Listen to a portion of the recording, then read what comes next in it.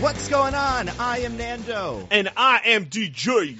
And I am Diggins. And this is Mostly Nitpicking, a podcast where every week we pick apart a piece of pop culture by looking exclusively at the details. Woo! Woo! Yeah! Let's do this shit. We are recording this on what everyone is kind of calling day 8 of quarantine, at least in the United States. And that's not... It's only been 8? Apparently. Are we sure? Are we positive? Right now, or like today, it is the 22nd of March, so this podcast probably go out a little later because we're just about to put the Onward one up. So we'll give you guys a couple days, but in case anything weird happens between now and then, especially to anyone in the cast of this movie or something, that is not something we know. This is a big surprise to all of us. However, oh my God, guys, huge news. Allison Janney was diagnosed. Oh, no, don't you dare. Wait, are you serious? No, DJ. Dude, so I don't... this movie. Dude, you guys got me earlier with fucking Harvey Weinstein. I don't know anymore. That's true. That one's real. If you haven't heard the news. Real. Although by the time this comes out, if you haven't heard that news, I'm kind of surprised. Yeah, it's all good stuff happening today with Harvey Weinstein related stuff. I don't know, man. Anyway, I'm riding this high from the movie that we're gonna talk about in a second. It's just I've never been happier. So Nando, you have to. So we're doing Ma, and it came out in May of 2019. Oh, very good. And Nando, you have to tell the audience what you told Diggins and I when we got together before we started recording, because it shocked Diggins and I to our cores, our respective cores. I don't know. I am imagining it's that I love this movie and I had a great time with it. It's the weirdest worst movie I think we've ever done. Is that it? I think you phrased it differently. It was like the strangest or the weirdest movie that you've ever seen. And Diggins and I said, well, how is it not Cats? Cats must be the answer for that query, I think which is the strangest or weirdest. Yeah, I think you can boil Cats down to a couple of weird things executed very well, like in all of the weirdest ways, where weird songs, weird costumes, weird performances, right? But this, like... it's constantly surprising you with a new way it can be weird, where like sometimes the score is weird and sometimes the effects are weird and just the plot is insane. I think we're going to try to explain this to you. I would say after we give this movie in like glowing praise, go watch it and then come back and listen to the spoilery parts of this, because you'll never believe what happens in this movie and why, because it's insane. I loved it. The movie is on HBO, so if you have HBO, or if you don't, just sign up for a free trial with a new email. These are the times we live in. Although you do that with HBO? I don't know about that. HBO Now, can't you? Perhaps. Anyway. This law-breaking sounds like something Ma would not be okay with. That's true. She would make me pay for it in some weird kind of punishment. Like she'd make you go to her house and watch Ma with her. Oh, hey, I got HBO at home. You want to come watch Ma with me? I'll even bring some pizza rolls, and you'd be like, "Oh, this is the coolest thing ever!" Love it, Ma. And finally, then whatever strangely specific way you're rude to her, she'll come up with some ironic punishment. Kind of, right? Sure, yeah, sort pretty of. much. Well, I mean, she'll put some more effort into some of them than others. Yeah. They're not balanced at all. So, God. So okay. So this for the reason, in case you missed the last episode that came out, we were talking about Onward, an Octavia Spencer movie. There's about 5 of those that come out a year, and just... Is that why we're doing Ma? Yeah, I was curious. How did we come up with this? I'm pretty sure it was Octavia Spencer's like wild career, and then I brought up Ma. Is that not how it got? I thought it was related to The Hunt. Like, we're going to do The Hunt. That's the one coming up next week. And let's do a just other bad horror movie with, like, a weird premise. Ma. Let's do Ma. So I think what happened was... Because I don't think... I think what happened was we talked about Ma really briefly. And, like, we mentioned it during the Onward bit where we're talking about Octavia Spencer, who plays the Manticore in that movie. And we were like, she's from... Hidden Figures and, The Help, and I jokingly said, and she's Ma, the titular Ma, and then later when we needed a suggestion, I think I threw Ma out there. I think we just have to... everyone can enjoy. we have to face that this was a divinely inspired choice. It came to us in a flash from God. Yeah, pretty much. No, you know what it was? At the end of our podcast, we all got these weird video messages from Octavia Spencer at the same time. They were like, "Hey kids, go watch Ma next week." And we were like, "I guess this is what she tells me to do. I do it. What am I going to deny Octavia Spencer's character from Ma and Octavia Spencer? No, siree, Bob." The Dab from Doolittle? I could never. Oh my God, Octavia Spencer. Pump the brakes, okay? I'm not going to tell you to do your job, but I was looking at this the other day, just kind of what she's up to, and she is up to so much. She really does make like 5 movies a year. It's insane. All of varying quality. Yeah, she was in Ma last year.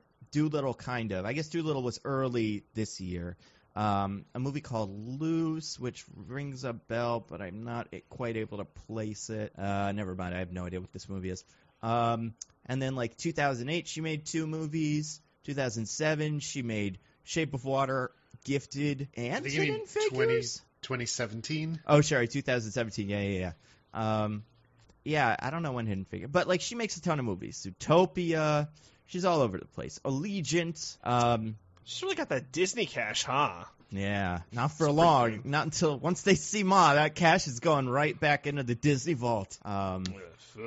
It was, that this movie is, so how would you classify this? Thriller, horror, teen comedy?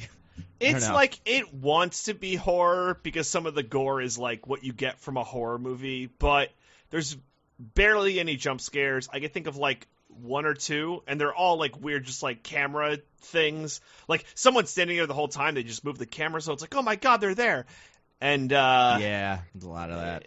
Yeah, a thriller horror, I guess. Teen drama. Yeah, I'd say that's fair. An Octavia Spencer vehicle is its own genre. God. You're not wrong.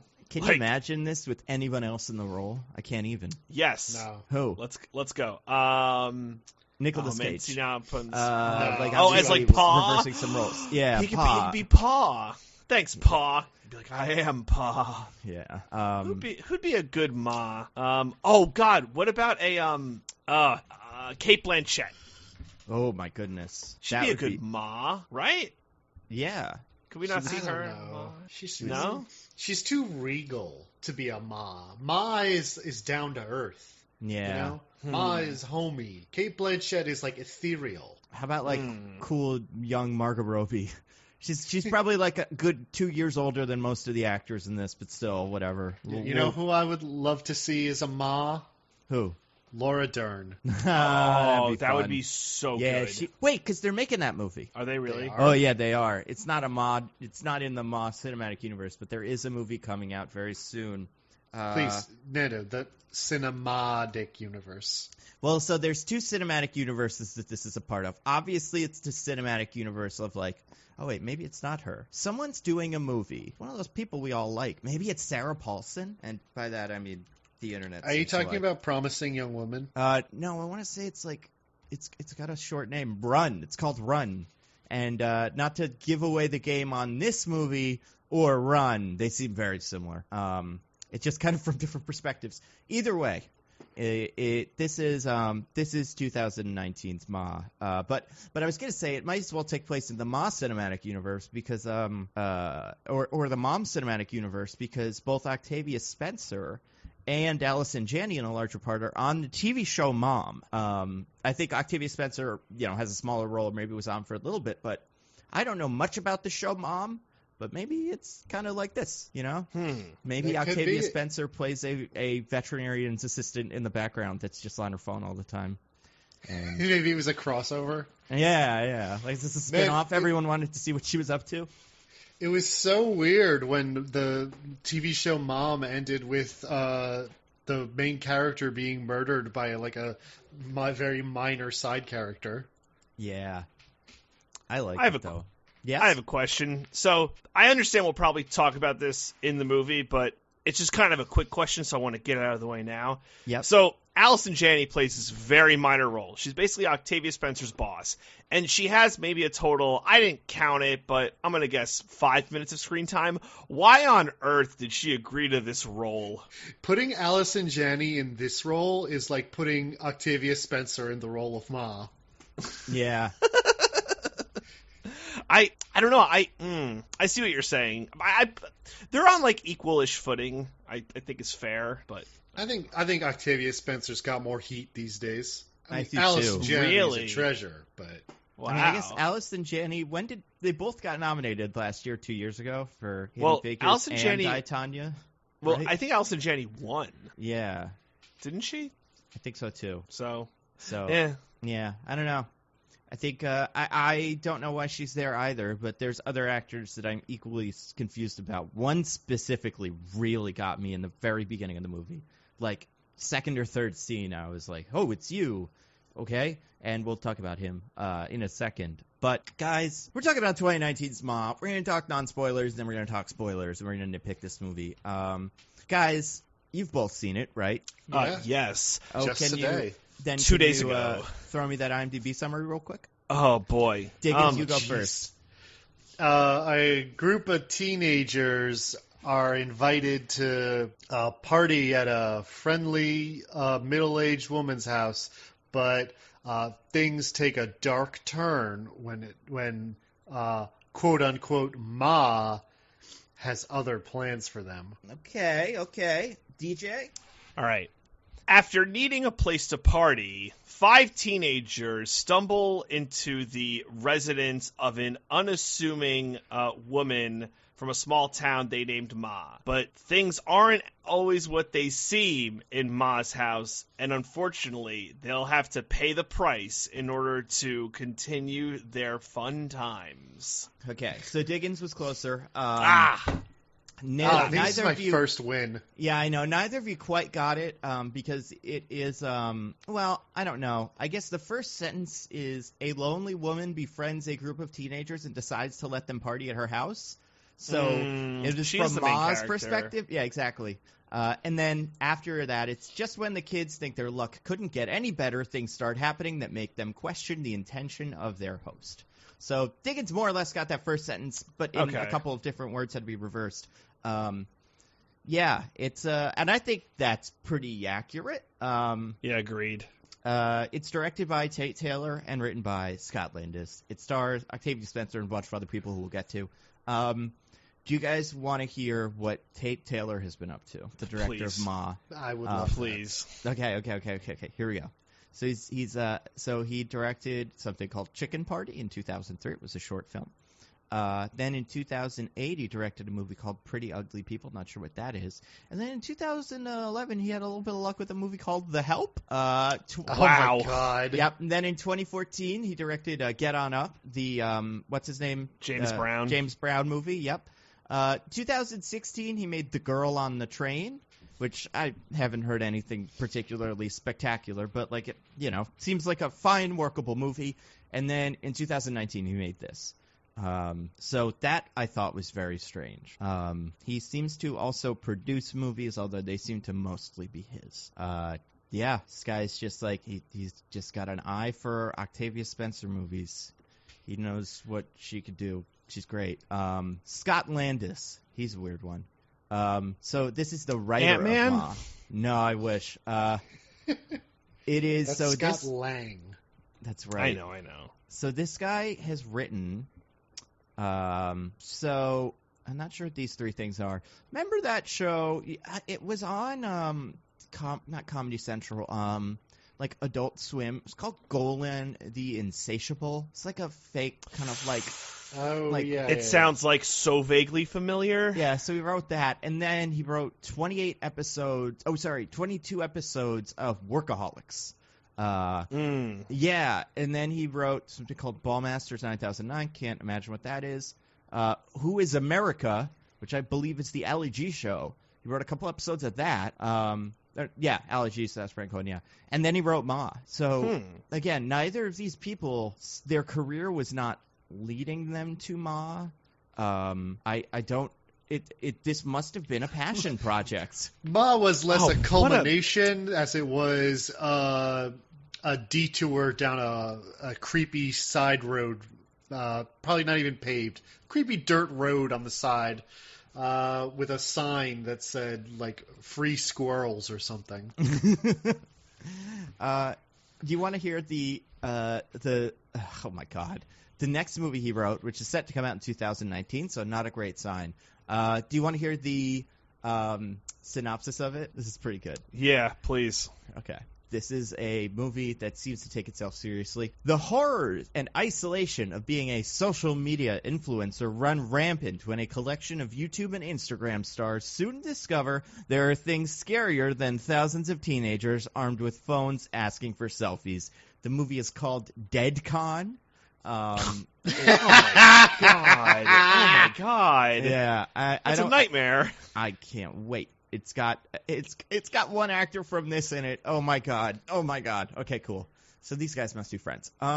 Maybe a couple of them too. I wonder. I don't remember any of their names, so it could be plenty of them. DJ, we'll start with you. What did you think of Ma? Honestly, I found it very boring and tedious towards the beginning. I know, how dare I? But I'll be honest, I thought the game started to pick up a little bit of steam when it's like, oh, there's more than this than meets the eye with like the daughter and shit like that. But it never capitalized on that, so I found it like kind of pedestrian. It's ridiculous. Like, it's an insane movie with some like unintentional comedy and I hope intentional comedy. But I don't know. This movie did not stick with me nearly as much as it did with you, I must say. So wow, that's my take. Diggins, what did you think of Ma? I would say I'm closer to DJ than you on this one, Nando. Oh my god. It was. You guys are. Oh. We're basic, man. We're fucking basic. There's something about it. It's completely ridiculous. And, like, towards the end, when it was totally off the rails, I was like, what the fuck is happening? But for the most part, it just seemed like your very basic thriller with some weird parts to it. And so it just was not interesting me very much for most of the runtime. So I understand not being interested by it. I think the fun thing about Ma, besides the performances, which are amazing, I think most of the kids are pretty funny, and I think Octavia Spencer's terrific. And Octavia Spencer is having the time of her life, and you can tell every take radiates like excitement for the role. Maybe not like happiness, but yeah, it's almost like Octavia Spencer also wants to do what Ma wants to do. And she has also gotten an excuse to hang out and party with teenagers. But it's by making a movie about a character doing that and not being the character that's doing that. So I'd say that. I'd say a couple of guest stars I think are terrific. Pretty much one of them made the movie for me. And that was probably where I bought into it. I would say the best thing about Ma is it's an hour and 40 minutes long, probably like an hour 30 with credits, 35, whatever. But it should end about half an hour into the movie. Like, the movie should be over. The movie really skips through all the beginning stuff in high school to get the kids to party and stuff. And then, like, oh, okay, so now they're going to Ma's house. And all right, now they're there. And, like, there's a point about, like I said, 30, maybe 45 minutes in where I'm like, how is this movie going to keep going? And it has to jump through these ridiculous hoops. And I agree, like, the backstory and all that, everything that's revealed isn't amazing. But I do think the way, like, nonsense that gets everything to not just grind to a halt when characters who should clearly know what's going on and, like, have better judgment than this, and not, like, bad horror movie judgment, just like bad judgment, like insanely bad judgment. When they don't do those things, it's almost like, I don't know, it's kind of like the movie is, like, daring me to take it seriously, and that's kind of fun. I don't know. It's got so many individual moments, and it's an R-rated movie, and boy does it deserve it. It's just pretty bizarre, and I don't think we'll get another movie like this for a while.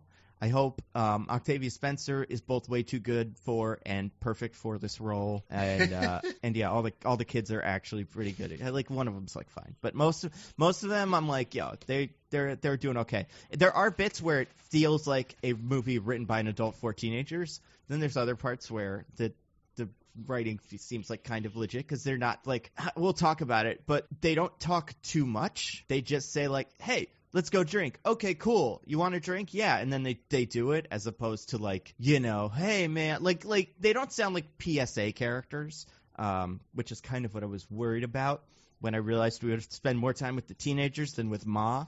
But yeah, I just think the premise for this movie is so insane that I couldn't help but love it. What did you? All guys, right, I understand that. What did you think of the direction? Let's start with that. Let's take this one right to Tate Taylor himself. Can I punt on this one? Because I honestly think it was better or worse than The Help.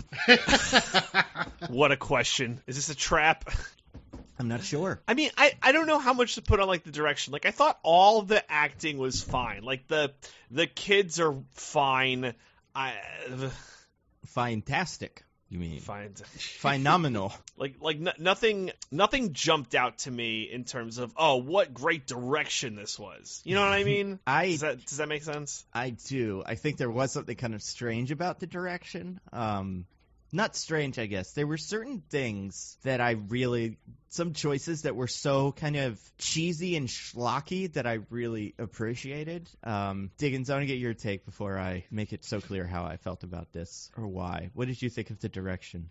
I mean, it was very basic kind of, set up a jump scare, execute jump scare. Oh, we don't know where they are, so it's tense. Oh, there they are. Whoa, scary. It was competent. It was fine, but it wasn't anything to write home about. Wow. Oh, you're not going to write home to your ma about this movie, Diggins? Like, hey, ma. So it's a really crazy title. Let's start with that first. The title's bizarre. It's just 2 letters, M-A, Ma. And it's weird to say. When people start saying it, you hear it, and it's like, hey, Ma's calling me. That's a weird, that sounds weird, you know? I mean, it's a thing people call their mothers. Honestly, I refer to my mother as Ma. Like, when I address her, I'm like, hey, Ma, or I call her Ma. So, yeah. I guess it's more, it's one of those things that when you say it a million times in a row, it starts to sound silly. Maybe yeah, that's fair. Especially when they're just the kid says it, like the one kid says it, and it's like a term of endearment. But it takes hold like you'd never imagine. It takes so much hold. Yes, for sure. Yeah, it's great. I think direction wise, there were bits where it felt very like schlocky, specifically bits where the titular Ma is, because Ma is like she acts cool to the kids, and not even like cool like, Steve Buscemi, like, hello fellow kids, like oh, you kids, you're gonna drink? I might as well come to my house. All right, you guys stay down here and I'll be upstairs, but just don't get in trouble. And then the way that it's directed, in case we forgot she's bad, every single time the camera turns from the kids to just Ma staring at the kids, and it really lingers on her face. And every time that happens, I said to myself, just so it'd be like kids face, and I would just be like, Ma, because it radiated off the screen. She was Ma at that point, and not whatever her real name is. I forget what her character's name was. Sue-Ann. Sue-Ann, that's right. Well, I mean, yeah, she was like the Hulk. She was mild-mannered Sue-Ann, whatever, and then she turned into Ma. And even when a character would be like, when she was at the vet's office, because she's a vet's assistant, and she was on her phone doing evil Instagramming and Facebooking, the camera would pan up to her face, and she'd be all mad and just Ma. There's so much of it. It's just delicious. Speaking of delicious, it's delicious the way that is directed to just make you just constantly remind you that even though she's so cool and nice, she is the bad guy. Even when the movie tries to like weirdly make you feel bad for her, because that's like totally a thing. Oh yeah, I mean, yeah, it tries to make this a very believable backstory. I don't quite think it gets there in terms. Isn't there a movie that like one moment can change or whatever? Isn't that a thing? Joker? Is it that? That's like the saying like one bad day can turn anybody crazy or something like that. That's like from the Killing Joke. I don't know if he says it in this in like Joker, but I'm pretty sure he says it in Dark Knight. But that's what this is. This is like one bad day can just blah blah blah. Can turn you into Ma. I mean, kinda. Yeah. Now, here's the thing about Ma, and we'll get into it. She is both a super genius and the luckiest woman to ever live, on top of being the dumbest person to ever live. Like, it's right at that Saw level of supervillainy, where there were scenes that happened that made me go like, wait a second, did I miss a scene? Why is everyone here? Where did they all come from? And the answer is like, I don't know, man. She's just that good. And I'm wondering how intentional everything about this character is, including the first meeting. What did you guys think about that? She meets the kids at a grocery store. That one seemed very much like not planned to me, because she's blowing them off and then she notices that the one kid is the son of the guy she knows, and then she's like, oh, now I'll be crazy and evil. Now I'll do a Ma. I'll get him with Ma. Yeah, that's until that moment she was mild-mannered Sue Ann, and then she sees like Hawkins' security and Ma's out. There we go. It like triggered her in some way. And then so that part seemed like a coincidence to me. Yeah, I guess that's fair. If that is a coincidence, it's the best coincidence in like history. This small town, man, it's a really small town. So was Ma just on the edge, and that's just what like made her go bazonkers? I don't know. She was right there, and then. I mean, all the stuff she was doing with her daughter was already happening, right? So yeah, and like she's always on her phone, right? And that's usually she's doing that when she's like stalking the kids. I'm wondering. It seems like Allison Janney's character, who I just wanted to bring this up. I looked up Tate Taylor, the director. Almost every movie he makes has Allison Janney in it, and almost every movie he makes has Octavia Spencer in it. So, yeah. Is he like married to one of them? I Googled this. I don't think so. It doesn't seem like they're married. Like, I don't think Allison Janney's married to anybody. Maybe he's just like super good to work with. Yeah, maybe he's just like the best boss. Maybe everything seems like it's going to be the next, The Help, or like Winter's Bone. It seems like he produced that. So I don't know, man. Including this? I don't know. I mean, feels like a stretch. I loved it. You guys don't get. You don't appreciate Ma. Also, she's in his next movie. They're all back together again. They must live together. Did you love the badness of it? Yeah. It makes me feel like you loved. Okay. I love the badness of it, but I also love the audacity of it. It was a very audacious movie. It's not truly bad, though, is my problem. It's like kind of bad. The acting's okay. The script is terrible, and that part of it is insane. Just the general conceit of the movie is insane. And I mean, every time the movie has to move forward, like from plot point 1 to plot point 2, it has to like dip its toe back into the conceit of the movie, and it has to recognize how stupid it is. But it has to keep going. It's committed. So it's like, I guess if she wanted to keep this ruse up, the best way to do that is to do X, and we'll get into what X is. Well, X is well, okay. Yeah. Save that one. Well, we'll save it. Diggins, what did you think of Octavia Spencer as Ma, the titular Ma? The world's most perfect casting. Yeah, obviously. He's so good. Like, how about that accent? The thing about this, it's like you made the cheapest, most generic thriller you could, and then you cast like Anthony Hopkins as the lead in it. Right. And so, she's like so much better than the material that it becomes ridiculous that she's in this movie. See, I don't think that's fair to Octavia Spencer, because Anthony Hopkins, and we know this, he'd phone it in. But Octavia Spencer, Octavia Spencer from compared to anything, it feels like, and even though this movie that I'm about to describe is a million times better than this, feels like Patrick Stewart in Green Room, where he's like, you know what? Fuck it, let's have some fun. Yes. And he does, and he's great in that movie. But But I think every actor should do this. Just take a movie. I know they only have a limited amount of time, and if you're in a Marvel movie, you have to do 15 of them a month. $5 million Blumhouse horror movie. Just do it. Yes, like Michael Pena is in that new one where it's like a Fantasy Island but bad, and like I'd see that movie with him, but I would also see it with like Octavia Spencer. I think I'd see it with Daniel Craig or something like that. I'd love it. I love it. DJ, say a nice thing about Octavia Spencer. You loved her? Well, I thought Octavia Spencer was great. It's just Very good. Man, she sure was good at, reading bad lines and just, terrible scene structures and, having nothing to work with. Like, she was great at all of those things. That's undoubtable. How about that wardrobe? Her character had some clothes, boy, did she. It was all scrubs. It was all excuse you, DJ. Yeah. Are you forgetting the leopard print top? Yep. Oh, man. But that was like her date thing. Like, or so her good. sweatsuit, her pink sweatsuit that she wore to party 2. Where she was doing the breakdancing and stuff. Do you not remember that? Man. Like, his character was... I don't know. I couldn't take my eyes off her. There were some points where I really wanted her to turn it around. Like, I wanted her to make peace with all the nonsense and be these kids' friends. Because she was having a fun time and they were having fun with her. Well, because it was so, all over the place. Like, sometimes Ma's just normal, given, trying to give advice to kids, and then other times she's just the worst thing ever. And, yeah.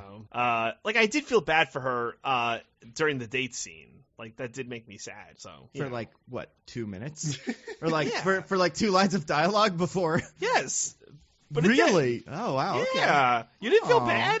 I did a little bit, but also I was more on the other guy's side. I mean, the guy's being a dick, but also he's like, hey, please stop, hanging out with my son. It's weird. Yeah. And you know what? He's being a dick about it, but he's right. Yeah. No, I understand, but, the fact that he didn't just say it, that he made it like a fake date, that's shitty. They need to get her out in public so she couldn't maw him up. Because next time he tried that, maybe he'd get mawed. Yeah, damn. He's unmawable. Okay, Octavia Spencer, great. So there's 5 child actors. Child actors, probably in their 20s. No, all these people have to be in their mid-20s to 30s, right? They all certainly looked it. There's 5. Okay, so there's 5 main high schoolers. There is Maggie, the new girl who just moved in from out of state, California. Where does this movie take place, by the way? I can't remember. Random state in middle America. I don't think they ever said. Right? Smallville, yeah. So then we got Maggie. She is the, very, very plain, not plain, but, normal one. We have Haley. She is the, I don't even know what you'd call her. She's, seems to be the popular girl, but also she just, immediately gloms on to Maggie. I don't understand. It's very, Zoomer high school dynamics, where there's not Zoomers, Gen Z. Oh, okay. Where it's you have some of those recognizable, stereotypes and such, but the social dynamic isn't entirely centered around bullying. It's just people are fundamentally nice to each other, but they're still teens until they maw out. Then the mawing starts, and it's everyone's man for themselves. Too much ma. Yeah, but Haley, Haley's a ball of charisma, and she takes Maggie into this world of mawing and whatnot. Then there's 3 boys. Corey Foglamanius plays. Have I been doing their names by the way? Diana Silvers is Maggie. McKaylee Miller is Haley. Corey Foglamanius plays Andy, and I think that's the boyfriendy one. Yeah. Yes. He is there.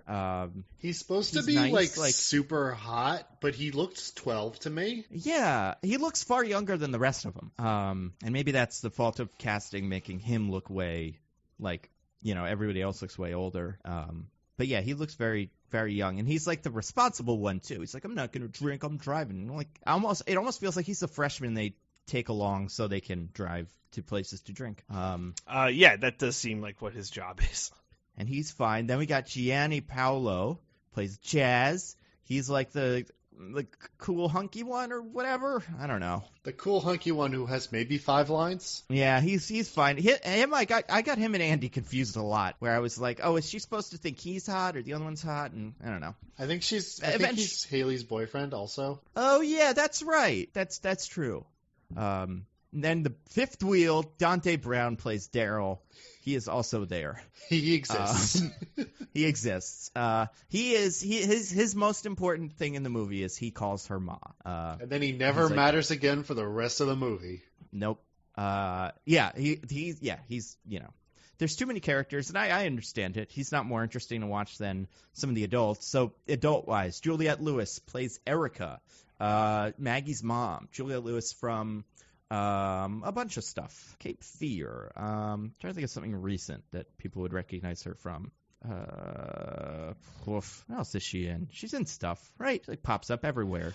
Fuck if I know, dog. Something's gonna come up. I'm like going through her like IMDb, and I'm like, what do I know this actress from besides that? Starsky and Hutch. She's in there. She's an old school. I don't know. She's fine. She's the mom. I don't know. I don't have too much for her. Is she the mom or is she the ma? She is the mom. She is too much mom for the ma. Maybe in the sequel she could turn into the ma. If they made a second one, she could go all ma on them.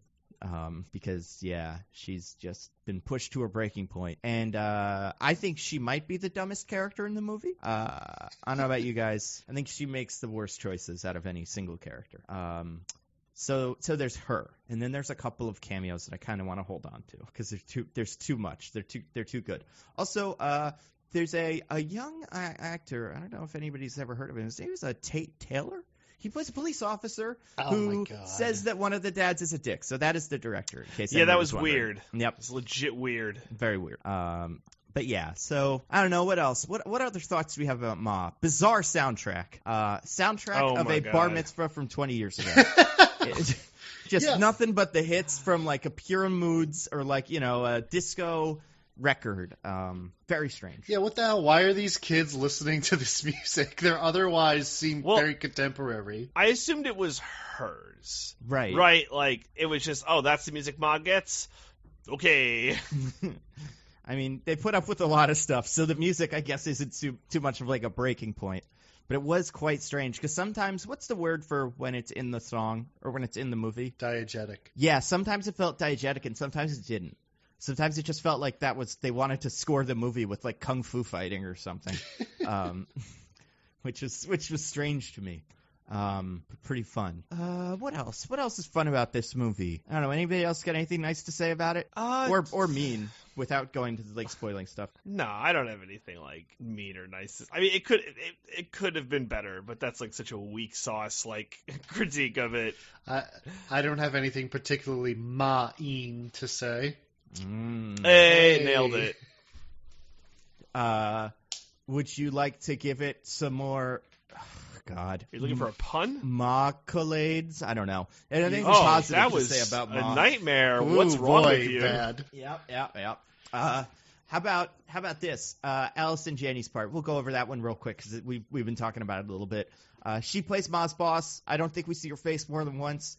I could not believe she was here. Yeah, when she showed up, I was bizarre like, as hell. oh, so this is going to be a major character in this movie. Yes. And, right? Yeah. Nope.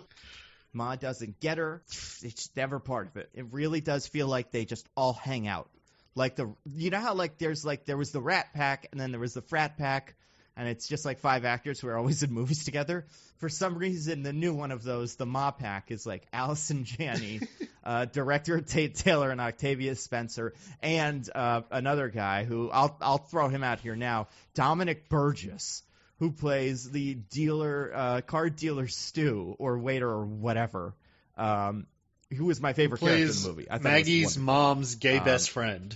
Yeah, and so that's why What was that about? I don't know. It almost feels like he came onto set with a character, and the director just kind of let it go, Yeah. Because he had a different accent than everyone else. It didn't fit quite at all. And this guy is from like, I don't know. He's in everything. He was on The Flash. He was on Leftovers. He was on It's Always Sunny. He's Psycho Pete in Always Sunny. He was on Agents of S.H.I.E.L.D. He shows up in everything. I'm sure he was on something else. Nope, that's it. Yeah, he's a cool guy. He's on The Good Place. There you go. What else is he in? Yeah, he was Henry. So he's the one you know what I'm talking about, right? You guys watch Good Place? Yeah. Yeah, so he's in there. He's on Santa Clarita Diet. Yeah, he's fun. He's a funny guy. I'm glad he's getting roles, but he also seems like a mainstay of the Nate pack or whatever we're calling them. The Helpers. The Helpers. That's right. And yeah, I don't know what else. Movie's great. I loved it. I loved it so much. And yeah, there's one cameo that I haven't mentioned yet. I guess two, if you want to count Missy Byle. Doesn't really have too much to do. Well, she has a lot to do in her first scene. She has a fair amount to do in her first and last scene. She's got a lot on her hands, if you know what I'm saying. And yeah, she's great. But yeah, otherwise loved it. Yeah. And it's on HBO. Listen, like I said, heavy R rating. Don't watch this if you're stuck at home with your parents. Don't say, hey, you want to get a nice fun Ma in? You're not going to like it. Although if your parents are really cool, like Ma level cool, you might have fun. You guys all might be able to appreciate it. I mean, we don't know your relationship with your parents. I mean, use your judgment, I guess. Yeah. Although if your parents are Ma level cool, then maybe get out of that house. Jeez. I was gonna say, yeah, that might not be the right. Yeah, that might not be the right relationship. I want to do this. This is kind of fun. So before we get to the, oh my God, never mind. I can't do this. I'd have to do it later. Because of one specific thing, but I want to. There's this thing on IMDb. They give you plot keywords, and I have no idea how this is decided, but it seems like people vote on it, and the plot keywords for this movie are pretty funny. There's 1, 2, 3, 4, 5, 6, 12 of them, and obviously you would never guess what they are, but it's just kind of funny to read. But one of them is like something I really want to say for the end. Mom, Ma, mother. Yeah. Mother-daughter relationship. That's one. I mean, I guess. Yeah, that's part of it. It's in there. Yeah, it's great. If I could pick nothing else, I would pick that part. Yeah, it's a wonderful movie. Okay, let's talk spoilers. All right. DJ, you had some questions in the chat. You want to start with any of them? Or DJ, can you explain, because basically, like we were saying, this girl is new. Mom works at a casino. Her mother works at a casino, let's say. She goes to school. Kids are like, let's go to a party. Then they don't. They go drinking. DJ, can you explain our first encounter with Ma? So the kids are doing I don't know how stereotypical thing, but they're just asking strangers outside of a liquor store to buy them liquor in the worst way possible. They're doing it right outside the door, where if like anyone kind of peeked outside and be like, hey, get the fuck out of here. Yeah, like in full view of the cashier. Yeah, or like an adult could go inside and say, hey, there's kids standing right outside your store. Fucking get rid of them. And they're just asking them, like, hey, come on, can you buy us alcohol? And eventually they run into Ma, Octavia Spencer, and at first she says no, and then I don't even remember what they say to convince her, but they basically get her to a yes. So it doesn't even feel like Ma had this plan locked down. Well, it's like we were saying, she notices the van that says Hawkins Security, and then she sees Andy, who is Andy Hawkins, Ben's son, and she's like, oh, and that's what flips her. Is that really? Oh, I don't remember that happening. Yeah, that may be the first instance of a Ma. Like you see the Ma in her eyes. Until that moment, she's mild-mannered Sue-Ann, but that's when she starts to out. This is the gamma bomb of her story. That I guess maybe not, but either way, this is the inciting moncident, as it were, that sets us on a path of no return. So Ma, in like a very believable way, kind of, is like, hey, you kids, I don't want to do this, but I will. It's fine. And then she goes and buys them all the booze, including not Fireball. But Fireball is still name-checked, but I guess it's just because she's nice and she's like really thoughtful. Did they pay for that, by the way? Was Fireball like, you get us in there? I don't know, because it almost seemed like they wouldn't be able to, because I don't think any of the rest of the alcohol was branded. So maybe they did. I don't think so. Do kids still drink Fireball? Dude, I don't know what kids are doing. Yeah, don't ask us. Yeah, I know, right? I mean, we drank it when we were kids, like in college, and it was like the hot new thing. And I think even by the time we were done with college, everybody was like, all right, I don't think this was any good. There's other alcohol that's cool, and this is weird. But I don't know, maybe every generation has to have that. But okay, so then what is it? Ma is like, hey, what are you kids gonna do? And they're like, we're gonna go drinking by the rock quarry or whatever. We're gonna go. And she's like, drinking by a pile of rocks. yeah. That's what all the cool kids do. And she's like, oh, the rock pile. I loved the rock pile when I was a kid. And then Like they that go sounds to the rock like it pile. might be a joke, but that's like literally what she says. Yeah. So strange. So they go to the rock pile. Right before that, there's a little jump scare where she's like bangs on the window. Remember that? Yeah, hey, you forgot your change. Yeah. I'm not a doing this hustler for or something. money. Yeah. Yeah. And again, I do it for free like a weirdo. I love Ma. I think Ma really did a good job to endear herself to me. Almost to the extent that I'm like, maybe Ma is cool and the movie is going to end with the kid being insane or something. And this nice Ma woman just was doing her best to keep these kids safe and give them pizza rolls. Can I just say, though, everyone besides Ma who reacts to these kids is, like, incredibly mean. Yeah. Like, one dude is, like, the first dude we see is, like, the kid is like, can you buy for us? And the guy literally, like, shoves him and says, get out of the way, loser. Yeah, like, fucking harsh. He's They're a kids. kid. Come on. Yeah, I don't know, man. I mean, yeah, it's like maybe this is just the northeastern, like New York, New Jerseyans in us, but we know not to look at people, like, keep your head down, don't bother. I would never make eye contact with anyone standing out of a store for any reason, whether it's they want to give me alcohol or sell me chocolate bars or whatever. You just put your head down and walk. Bars. Yeah, have you never seen those? Like, kids will have like a box of chocolate bars raising money for something. I don't know. Anyway, okay. So Ma is like, all right, kids, you seem cool. She gets one or two of their names. She gets Andy's name, right? And then she uses her like Ma superpowers to like hack Facebook, figure out all their names. She's real good at it. Yeah, she is. She should become like a private investigator. Listen, or something. I know people who can do that. It's a skill. Anybody can. It's just kids. Put your profiles private. I thought we all figured this one out a couple of years ago. Like, she is, I guess maybe she has mutual friends, but come on, Ma. Or come on, whatever their names are. It's 2019. Is that when this movie takes place, by the way? Because it's not, like, super clear. I think it's meant to be contemporary. Yeah, I would say if there's something to date it, I'm sure it's a car or something, but I think it's on point. Like, I think it's like, present day. They all have cell phones. And I wonder if, like, the kinds of cell phones. I wonder if that but ever, no like, one in comes this into movie it. locks their goddamn cell phone. Yeah. Seriously. Get your shit together, folks. And they're streaming on, like, Instagram. When she sends that Instagram message to everyone, that's a little bizarre. But anyway, yeah. So anyway, okay. So Ma does Facebooking, and she figures out who all of them are. She's a real sleuth. She's great. And the kids go to rock drinking, and they kid around, and the one that's like the new one starts falling for the unassuming boy, and like they're like flirting and whatever. And the kids, like, here's the other thing about the kids. High school kids in a movie, not one of them is like mean or bad. It's kind of nice. Yeah. Like I said, that's kind of the new dynamic as far as these kinds of movies go. Man, where was this when we were growing up? But there's like a weird obnoxiousness to it where the one kid's like, yo, I love pussy. Like, all right. All right. Maybe less of that. Oh, my God. Ringtones for days, everybody. Someone ain't running for president. Although, I don't know. Maybe you can. Platform. Okay.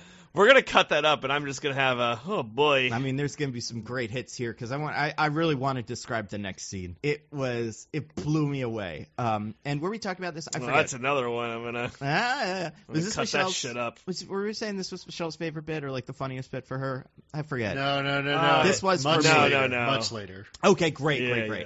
So, I'm going to take this one. Please. Mom makes a phone call.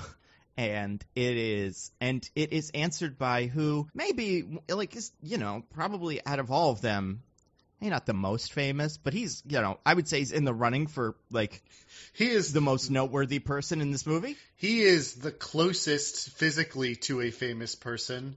Yeah. And he, and so she calls Luke Evans, Gaston himself, and Gaston is in his car. I'm assuming it's like a pickup truck or something. And he's just angrily, like, staring into the distance, kind of in the driver's seat. Car's not moving. And then he gets the phone call, and then Missy Pyle, her head comes out of his lap. It is the most, like, goofily manly introduction in the history of, like, a film. I was so happy for him that he got to have that, like, that moment, because I guarantee you this was something that everybody on the Fast and Furious soundtrack set was saying they wanted. They were all like, yo, if I'm in a movie, what I want is I want a girl to be right there, and then it shows me, and then boom, her head's right up there. I think he, like, quietly was scribbling notes down. I was like, yes, that sounds great. Excuse me, Vin Diesel. I don't know what his voice actually sounds like. He's, like, British, right, or something. He's Welsh. And, oh, is he? Oh, okay, cool. So he talks like Dr. Dolittle. I was gonna say, he might have been the good casting for it. Oh my God! Can you imagine? He can sing and dance. He's got it all. As we learn later, I mean, Missy Pyle has her work cut out for her with that. I mean, we might sneak a peek later at what she was working with. Yeah, that's amazing. Oh God,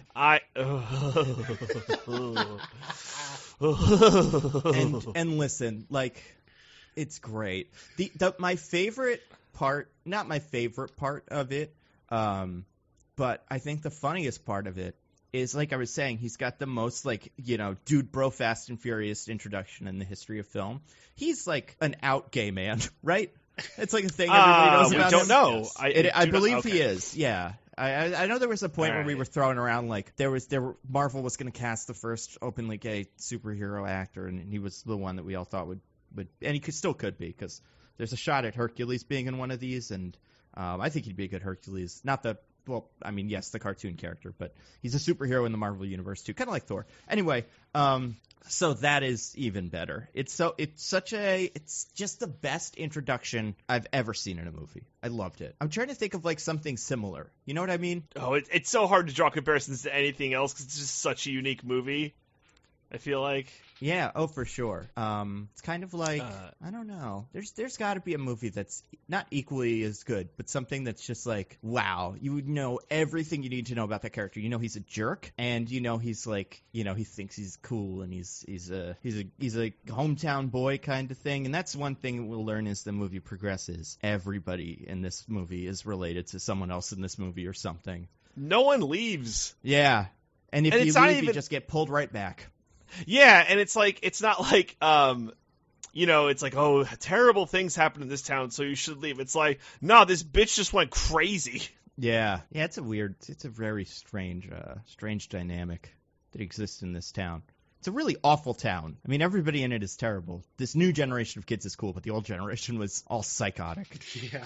They're not great either. Like, the one girl just, calls out Ma. It's like, she's a psycho bitch. Like, that's not great. To be fair, Ma's a psycho bitch. Yeah, to be fair, I think that girl is completely within her rights to say that.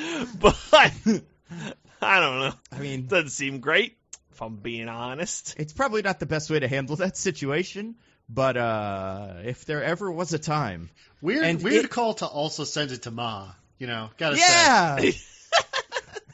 Weird well, call she could have put it on her story, right? That's what I assumed. I assume it was actually, just her Instagram story, and Ma was just stalking her. But it was funny because it's like she puts it out, and we immediately cut to Ma watching it like she sent it to her. Yeah, and Ma's watching it in a hair salon at full volume. And that one woman, getting a pedicure what an or something. obnoxious lady, right? Yeah. Oh my God. The characters in this movie are really weird. It felt like a weird moment of reality just intruding on the movie.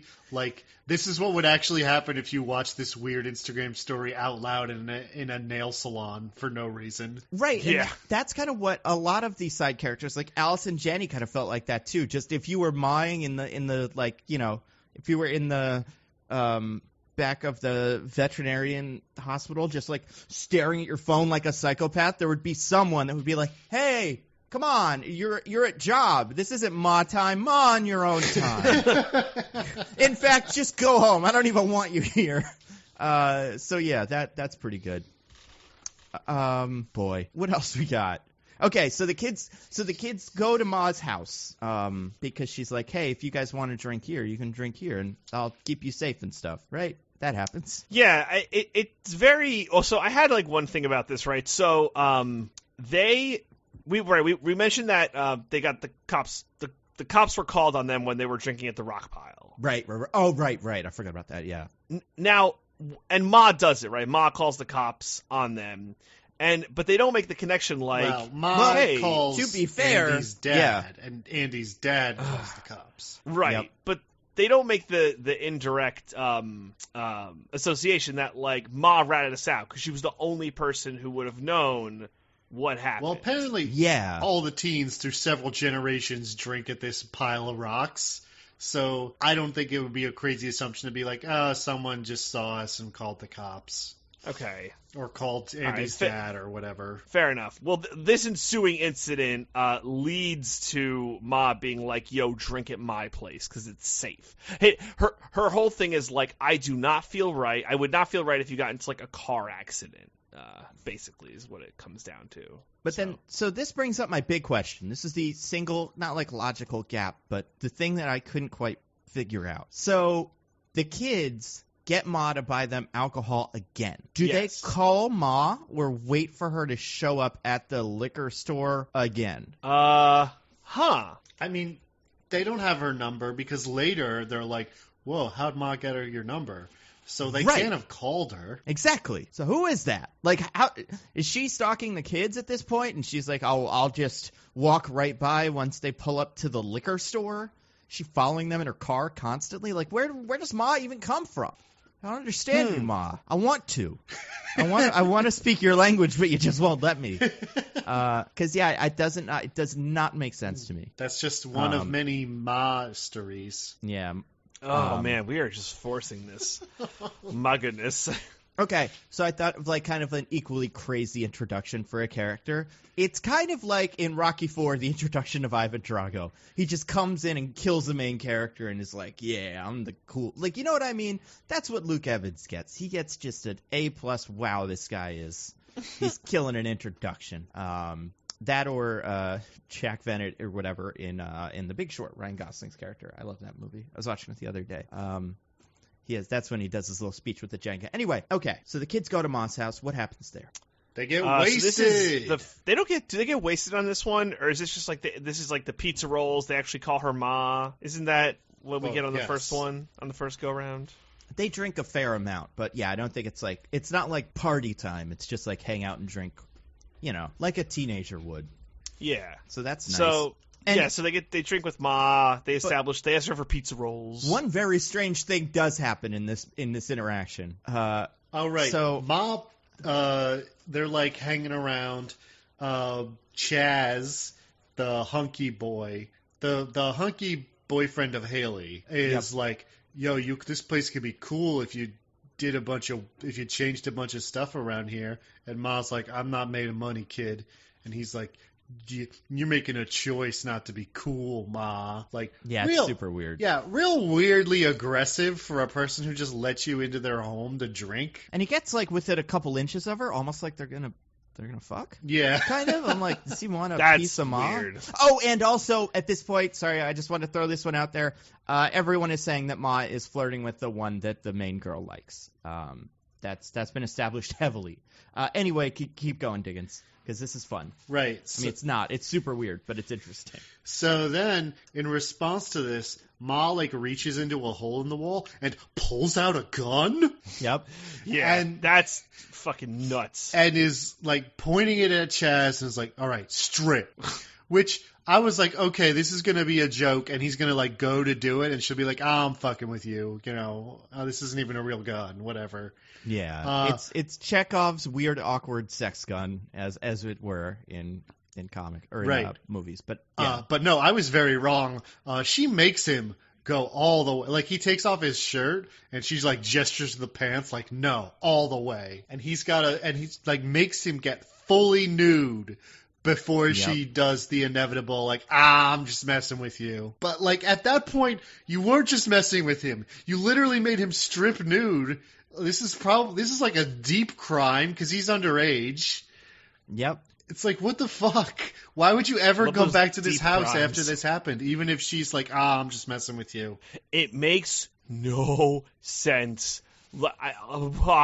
It boggles the mind that they would be like, yeah, let's go back to Ma's place. Remember that time I got naked in front of Ma and you all saw my dick? Yeah. I want to recreate that. And, like, we don't see this kid's dick, but, like, it's not like I'm trying to think of an example of, like, The Simpsons when Bart's naked and being covered by everything in that one movie. Like, he is standing right in front of all of his friends. And, yeah. Like, and the weirdest part for me, like, the character that would be most weirded out by it is the girl he met that day. Or, like, Yes. The day before. Because the girlfriend obviously see him naked. The guys probably don't care.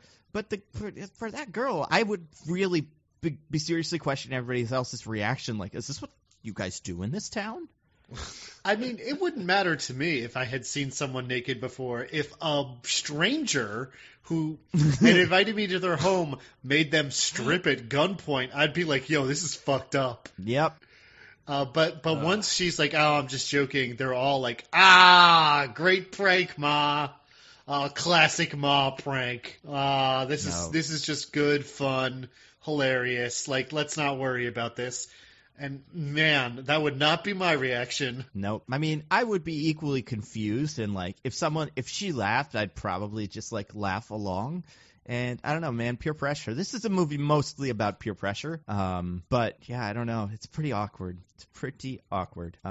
So that's weird. But then, so this is where it gets really strange for me. So first of all, the kids are like, oh, I don't want to go back to Ma's. Like, the one girl is like, that's weird. But then the rest of the kids are like, no, it's cool. Let's go to Ma's. And DJ, can you describe what happens when they go back to Ma's? This is Ma time 3, or time interaction 3. This is Ma's house 2, right? So is this where they have? This movie, like a lot of it blurs together. Is this now where it's like a huge party and like everyone's here now? Everyone they know is there. Yeah, it escalates so quickly. It's the fastest escalation ever. And I want to know, like, did they tell their friends about like the strip penis thing? Yeah. Was everybody like, I want to get a good look at Chaz next time? Like, why? Where? Is that even kind of? Did I miss that? Why any of those other kids are there? Because they're surprised by this. They're like, wait, what? Yeah, I don't know how the word gets out. Like, did we miss an Instagram story where she was like, "Oh man, you got to get to Ma's. It's the best." I'm like, yeah, I really don't get that. It's the weirdest part of the movie to me, I think. And how does it not get out? Like, yeah. It seems like a small town. I feel like one kid would get caught in a lie and it would be like a fucking House of Cards. Like, I just don't understand like how all these kids are like not getting away with it, but kinda. You know what I mean? Do you think everybody keeps calling the cops on that one kid's dad? And a different cop comes and they're like, hey, they said I should arrest you, but your dad's such an asshole, I'll let you do whatever it was. Go as you were. Tell your dad I said go fuck himself. He was mean to me at football. Yeah. Because, they all go to the house. There's just wild house party going on. And it's like, and this is, I think, where Mom is in her, like, goofy sweatsuit. And it's like kids are drinking and standing up and drinking. And then Mom moves the table out of the way and puts on the September song or something from Earth, Wind, and Fire, and it starts a big dance thing. Like, everybody's dancing, including Ma. It's really weird. Yeah, it's strange as fuck. Listen, like, sometimes these kids are alcoholics. If these are the lengths they'll go to drink alcohol. Listen, sometimes you got to get down with the middle-aged stranger who lets you drink in their house. Sometimes that's fair. You got to fucking party. Are they like that desperate? Are these high schoolers that desperate to just like drink and just be belligerent? Not belligerent, but just like to fucking have the chance to drink and party. I mean, they need it. It's like their fucking lifeblood.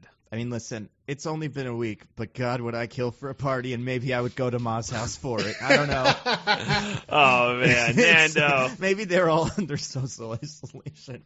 I mean, they were not social distancing at all. The craziest part of Ma parties is Ma is not supposed to be they go to Ma's house because they have to drink somewhere, right? And they know that the rules are you go to her house to drink or you don't. But there's still a moment where the main character's mom leaves for the weekend, and it's like, oh, she told me not to like go out and get super drunk at some weirdo's house, and I can just stay home and have a couple people over and drink. Like it's Ma or nothing, which is strange. Yeah, it's a good point. There's no other option, which there should be. Like, honestly, like maybe like one of the kids should be like, look, here's what's going on, Mom and Dad. I'm so sorry, but hey, can we just drink at home because yeah, this is the alternative. And maybe they would be like, oh my God, what have we done? I guess, are we meant to assume that this takes place, now that I think about it, in Las Vegas? I don't. Oh, I didn't even think about that. Well, like casino waitress job, right? But there could be casinos anywhere. There's Mohegan Sun. I figure West Coast. There can't be casinos anywhere, but there are many casinos. So I feel like there are casinos everywhere. Or maybe that's my East Coast bias. I'm talking like legally speaking, not the case. No, I know what you mean. Like, all right, okay, fair enough. So now the plot really kicks into gear. I think it is. It's a small town. Yeah, According it's a to small town. Wikipedia, they are in Ohio. Do they have casinos? I don't know. Huh. Fuck if I know, dog. Why is casino part of it? Good question. Why couldn't you just work at a mall? Yeah, why did it have to be like, hey, I got my little server having a... Well, does she have to go to a convention to learn how to deal? I guess. I don't know. I'm going training. I don't know.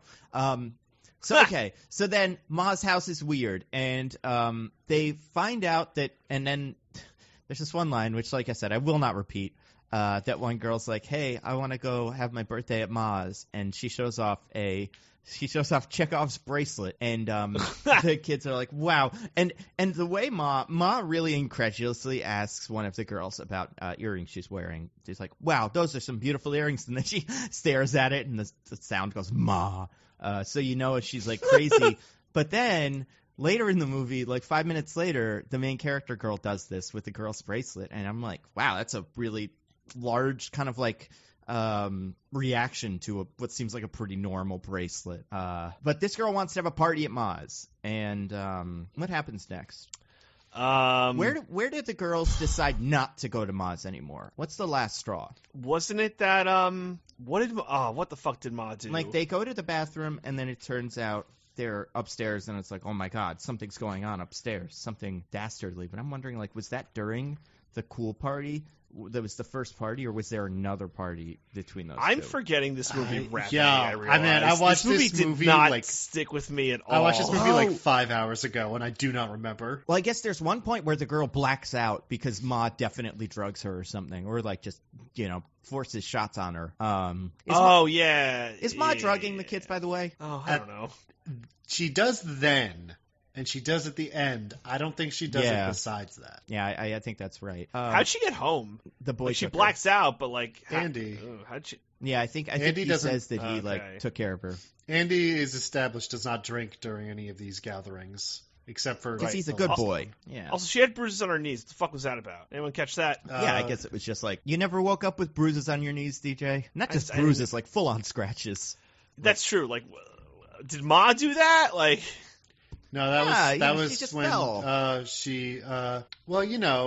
Andy, like father, like son, needed some oh my God, tender love and care. Oh God. No. God. He's cool and nice, and not like cool, nice Luke Wilson, but in a different way. Or Luke Evans.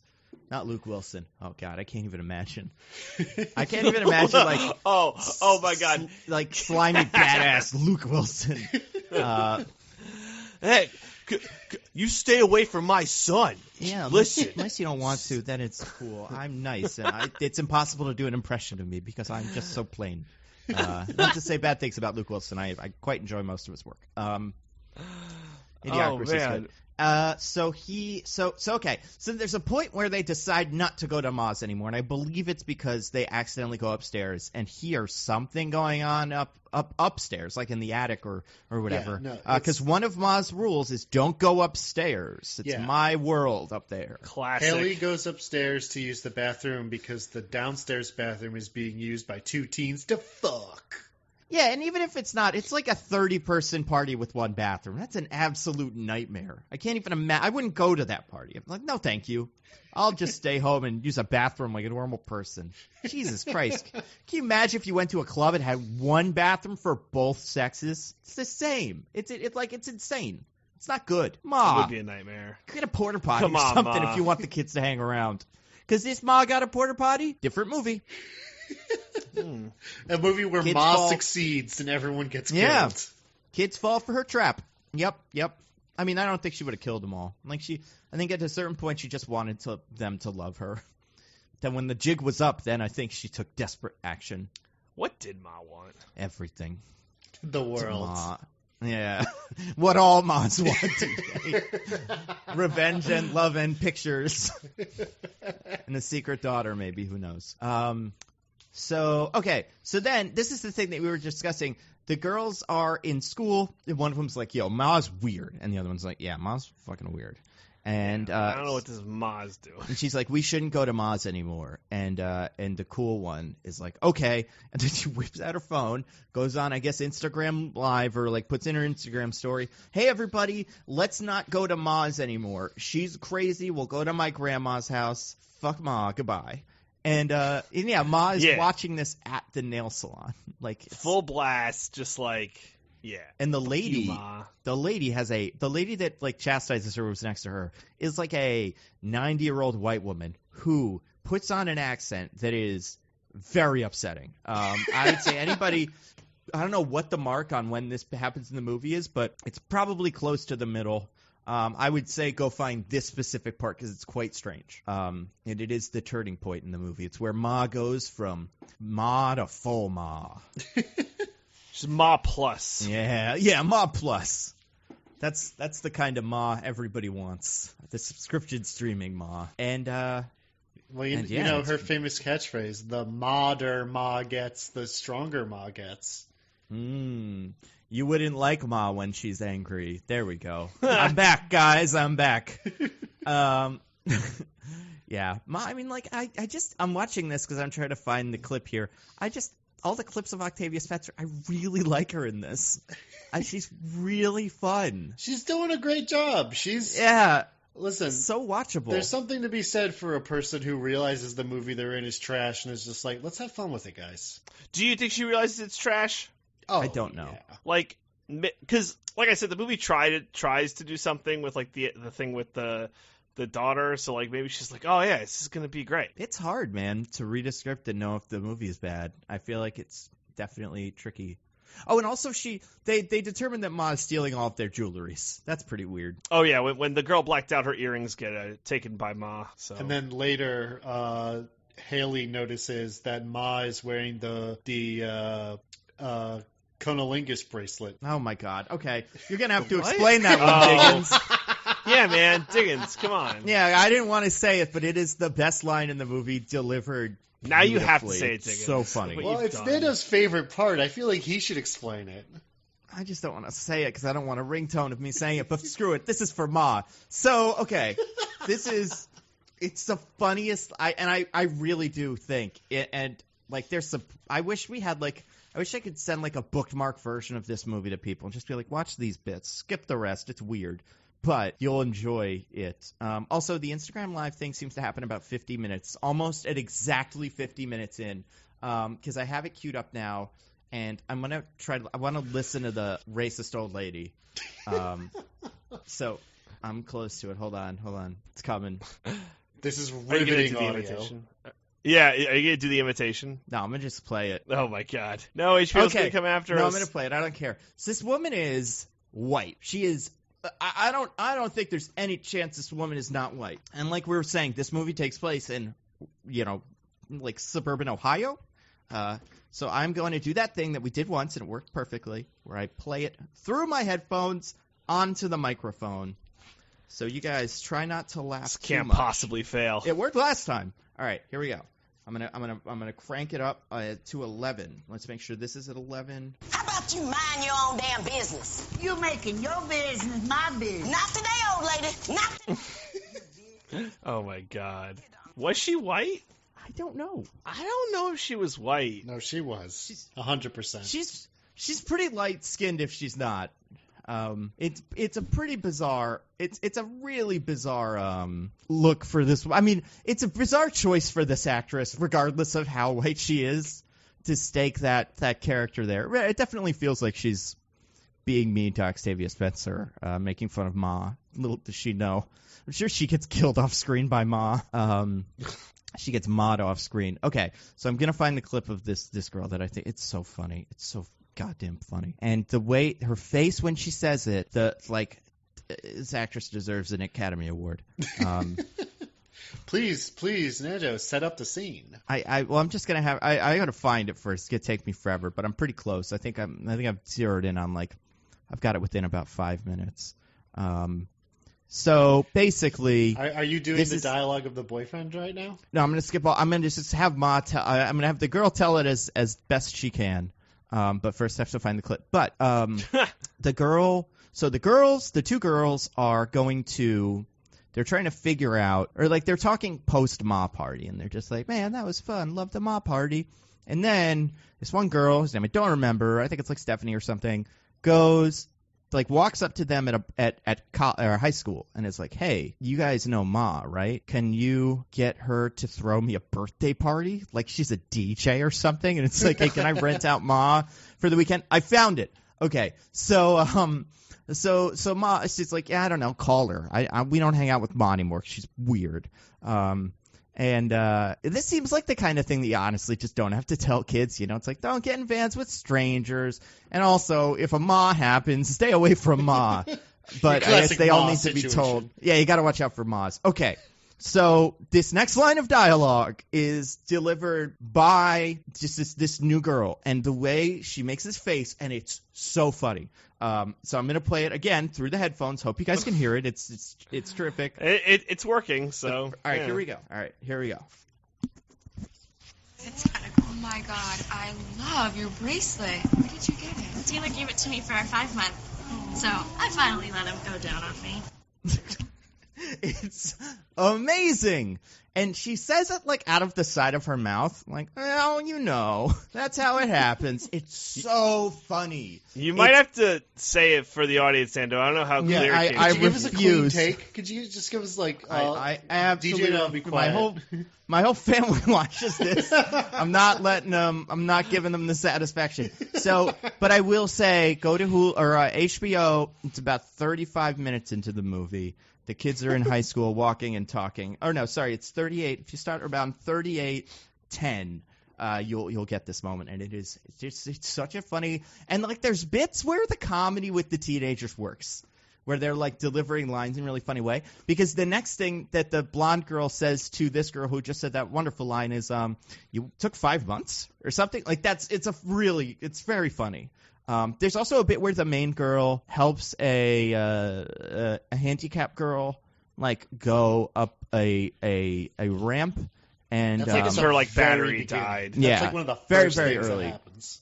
Just so we can forget about it, just long enough. But but the handicapped girl is like, "Hey, thanks, you're a lifesaver," and the girl's like, "You too," and then she makes a face like, wait, what did I say? And it's pretty good. It's a pretty good face. These kids, everybody's punching above the material here. I'm really proud of them all. It's a great movie. I loved it. I really did. I don't know why. It's so bizarre. Again, I like a really good movie or a really bad movie, and I think this is really strange. And I just like a movie like Cats where there will never be another one of these. We'll never get another Ma in our lifetime, I imagine. I think we're getting Ma 2, the Ma-ning. Oh, how much I would pay to watch that. I would love it. Who's the real monster? Yeah. I think Pa or Grandma. I would prefer Pa. I think Pa would be great. I think Pa would get there would be a lot of backlash to Pa. I'm assuming there could have also been backlash to Ma, but it would be a very different movie. Okay, so we have so then we have a conflict. Some of the kids want to go to Ma, some of them don't. What happens next, guys? I legitimately can't remember. You just watched this movie. This You're might be the where best I know. the This most I think qualified. is where Luke Evans gets involved again. Cool guy McGee. He meets up with Ma, and we're getting Ma flashbacks, by the way. Okay, Diggins, can you explain some of the Ma flashbacks we're getting? So we get some flashbacks peppered throughout the movie, liberally sprinkled, where Ma in high school is like invited to go drink by the piles of rocks by Andy's dad and some friends of his, like Missy Pyle, who's blowing him. Oh my god, just so good. So funny. Then we get them like out by the piles of rocks where they're like encouraging her to drink, and like she clearly has a crush on Ben, who is Andy's dad, and it's like, they seem like they're maybe setting her up for something, and then she gets passed a note from Ben, like, meet me in the janitor's closet at school. Whoa. Which she goes and does, and I think teenage Missy Pyle, lets her know how to give a good blowjob. Yep. Yeah, it's like, here's how you do it. So here's the tips. So, well, that's an important part. Hey. Man, this hearing you guys say this is, I want to watch Ma a second time, and instead of this, oh boy, just to all look, your listeners, this is terrible. Like, I can't describe how, like, this movie's not good. I feel like I've gone like a full like 180 on this because I'm like, oh, it's fine. But the more I think about it, I can't remember anything but 3 things that happen. And that's how I want to recap this movie. Here's all the things I remember about it, and we haven't gotten to most of them because they're not like ridiculous enough yet. Anyway, it's a different guy. It's not Ben. And then when she gets out of the closet, like a bunch of people are there and laugh at her. Oh, the entire school, everyone. Yeah, man. And we should be clear. This is the thing that makes Ma go crazy. Yep. And like, it's a terrible thing to happen, but not for what Ma does. Yeah, no, Ma like, definitely, it's not worth like pointing a gun at a child and making him strip. It's not worth drugging children. Like, you're right. Ma's making this up as she goes. This otherwise nuanced depiction of mental illness is, they go a little bit too far. Yeah. I mean, they do. This is what lost him the Oscar, honestly. This could have been another The Help situation, but instead it wasn't. So Luke Evans gets involved, and he's very, like, charmingly like, hey, you want to get dinner, Ma? I also have a dog, and you were the vet, so let's get dinner. And she's like, yes, please. And Luke Evans meets her at dinner, and he is like, hey, it's been a while. And she's like, yep. And he puts a little, like, thing on a table that she thinks is a taser, and it seems to be a taser. And she's like, what, are you going to tase me? And he says, no, this is a tracking device. They're in all my trucks. I know my son is at your house. Stop doing that. And then Ma doesn't stop. That's the part of this that I think is insane. Ma thinks she is invincible.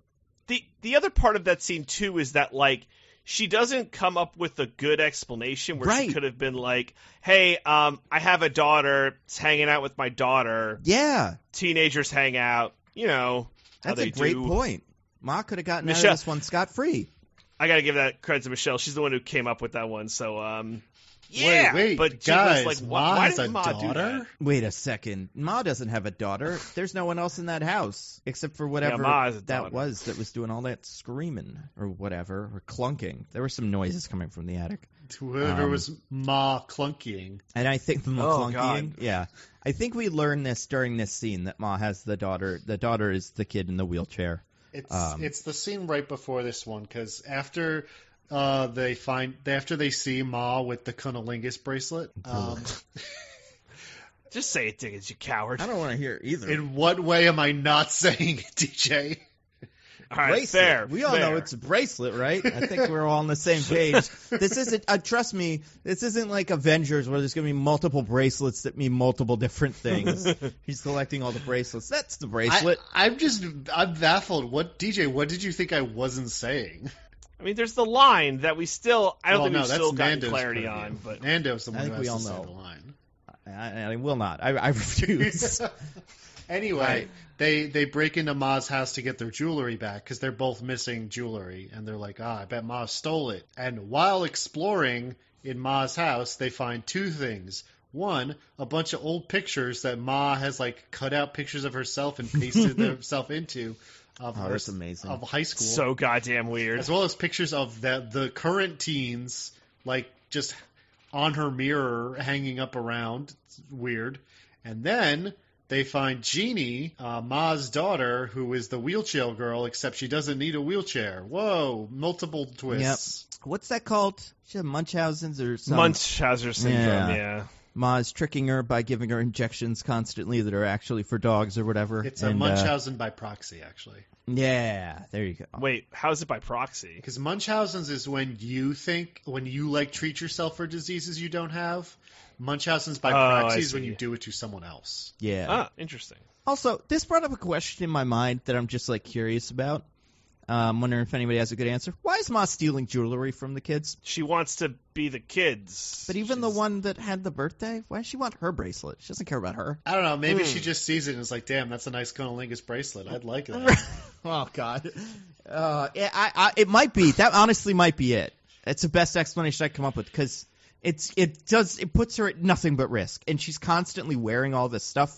Like, it's not like she's selling it or anything. It's just there. She's just trying to get it. Look, Ma's weird. At this point, Ma has gone rogue, you know? Yeah. Ma's She threw the book out the window. She's flying without a parachute. It's all improv here, baby. So now Ma is going to try to kill everyone in the movie. This is the point where Ma snaps. It goes on a murder spree. Who's the first person Ma kills? Mercedes, Missy Pyle, yeah. kills her in a very appropriate way because she runs her over with a car, and her name's Mercedes. That's it. That's all I got. It's so straightforward. Does any character ever care, or like, does it ever happen again? No. It never comes up. It is Not referenced even a little bit. once from that point forward by Ma, and that's it. Yeah. It's not like where's oh wait, sorry, yeah, no one would go why would she go where's Mercedes? Hey, where's Mercedes? And everyone's like, where is Mercedes? Yeah. Like, listen, this scene we're underselling how bananas this scene is. It comes out of nowhere. It was mine and Michelle's favorite part of the movie. Diggins, was it yours? It was up there. This was a fantastic part. It was great. And it's like, it's just Ma is driving. She sees Missy Pyle and then goes, you know what? Fuck it. And then hits her, like, and not just hits her with the car, like, runs her over. Blood everywhere. And then I guess Ma just, like, drives her car home. While playing September by Earth, Wind, and Fire. Oh, yeah, that's where that comes up. You're right. Yeah, Ma's weird. I was on her side before, but now I'm not so sure. And then now right she's after, done the murder. Yeah, right after that, murder. Luke Evans tries to go take justice upon Ma. Not for that though, for just because Ma's pissing off everybody in town, and she gets him. She manages to do a secret needle stab at him, which is pretty funny. And then could someone? I don't want to describe this scene either. It's pretty bizarre. Oh, God. So she's gonna basically kill him in the most bizarre way possible. First off, she has him hooked up to dog's blood, right? Yes, at some point she shows up to Maggie's house because they brought their dog. Maggie's mom brought their dog to the vet where Ma works. And so she's pretending she's coming to check in on the dog, but is actually doing a threat to Maggie. And then that night she breaks into their backyard and steals their dog's blood. Oh yeah, I forgot about that. Yeah, I don't know why she needed blood happens. for the weird blood transfusion that doesn't matter. For the bag that she is helpfully labeled Louie, so we know what she's doing. Yeah, that's so not a dog name either. It's not like Spot. He would see the dog, he would see the bag, and be like, that's weird. Yeah, he'd be like, why are you giving me some guy named Louie's blood? So God. my question is, you would die from that, right? If someone put dog's blood in you, you would die. It probably not Wouldn't be immediately. good. Yeah, but so wait, you guys skipped the weird part. Oh. Well, no, I would would not not let let us us skip skip weird this parts. part. Okay. it's coming. Like, Oh, so, it is. I hate this podcast.